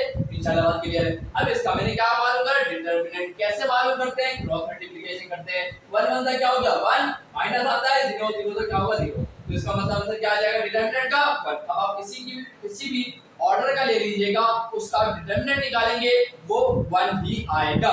तो इसका मतलब क्या होगा? करेक्ट ऑप्शन 1 होगा। आगे लिखा हुआ है 38 एमसीक्यू नंबर। क्या लिखा? ओमेगा की पावर 121 क्या होगा? तो मैं आपको निकलवा देता हूं, कोई मुश्किल बात नहीं है। देखें ये तो बहुत आसान सी बात है, करते हुए आ रहे हैं। क्या होगा? ओमेगा की पावर 121। सही है? अब मैंने क्या किया? इसको ऐसे लिख दिया ओमेगा इनटू ओमेगा की पावर 120। अब मैंने क्या किया? मैंने इसको लिखा ओमेगा क्यूब इनटू 40। पावर क्या लिखी? 40। क्या मतलब हुआ इसका? देखिएगा जरा। तो मतलब ये हुआ, ठीक है, पावर से पावर मल्टीप्लाई होती है। 40 मल्टीप्लाई बाय 3 क्या होगा? 120 होगा। आ जाएगा? मतलब कोई गड़बड़ नहीं। अब ओमेगा क्यूब किसके बराबर होता है? ओमेगा क्यूब बराबर होता है 1 के, और 1 की पावर कितनी भी हो वो 1 ही रहता है। इसका मतलब हमारे पास आंसर क्या आ जाएगा? ओमेगा आ जाएगा। इसका मतलब करेक्ट ऑप्शन क्या होगा? ओमेगा। कहां लिखा हुआ है? या मैं सेकंड वाला ऑप्शन क्या है? करेक्ट है। 38 का सेकंड वाला ऑप्शन क्या है? करेक्ट है, ओमेगा। अब बढ़ते हैं 39 की तरफ। तो 39 में लिखा हुआ है आयोटा की पावर 124। क्या लिखा हुआ है? 39 एमसीक्यू नंबर 39 में क्या लिखा हुआ? आयोटा की पावर 124। अब देखिएगा क्या होगा? मैंने लिखा आयोटा स्क्वायर और उसकी पावर क्या रखी? उसकी पावर क्या रखी? 2 6 12 2 2 क्या होता है 4। तो आप देखिएगा 62 मल्टीप्लाई बाय 2 क्या होगा? 124। इसका मतलब मैंने कुछ गड़बड़ नहीं करी। अब मुझे पता है आयोटा स्क्वायर बराबर होता है माइनस के 1 के। मैंने लिखा माइनस का 1 और पावर क्या है? 62। अगर आप गौर करें तो पावर इवन है, और जब पावर इवन होती है माइनस का साइन नहीं आता, और 1 के ऊपर जितनी भी पावर हो वो 1 ही रहता है। इसका मतलब इसका आंसर भी क्या आएगा? इसका आंसर क्या आएगा? 1 आएगा। देख लेते हैं कहां लिखा हुआ 1। तो मतलब फर्स्ट वाला क्या है? करेक्ट है। और आखिरी 40 क्या बोल रहा है वो भी देख लेते हैं। आपको दिख रहा होगा, लिखा हुआ ये the inverse of singular matrix is. तो याद रखिएगा सिंगुलर मैट्रिक्स का इनवर्स पॉसिबल नहीं होता, डज नॉट एग्जिस्ट। क्लियर है? इंशाल्लाह आपको ये बातें सारी क्लियर हो चुकी होंगी, और इंशाल्लाह आपकी सारी कंफ्यूजन अबाउट दिस क्लियर हो चुकी होंगी। सारे एमसीक्यूज में बहुत मेहनत लगी, 3 दिन लगे मुझे इस वीडियो को बनाने में, थोड़ी थोड़ी करके बनाइए। तो स्टूडेंट अगर वीडियो अच्छी लगी तो लाइक जरूर करिएगा, चैनल को सब्सक्राइब करके बेल आइकन पे हिट करके और पे जरूर क्लिक करिएगा, और अपने दोस्तों के साथ इस वीडियो को जरूर शेयर करिएगा ताकि उनको भी फायदा हो जाए। तो मिलते हैं स्टूडेंट नेक्स्ट वीडियो में, तब तक के लिए अल्लाह।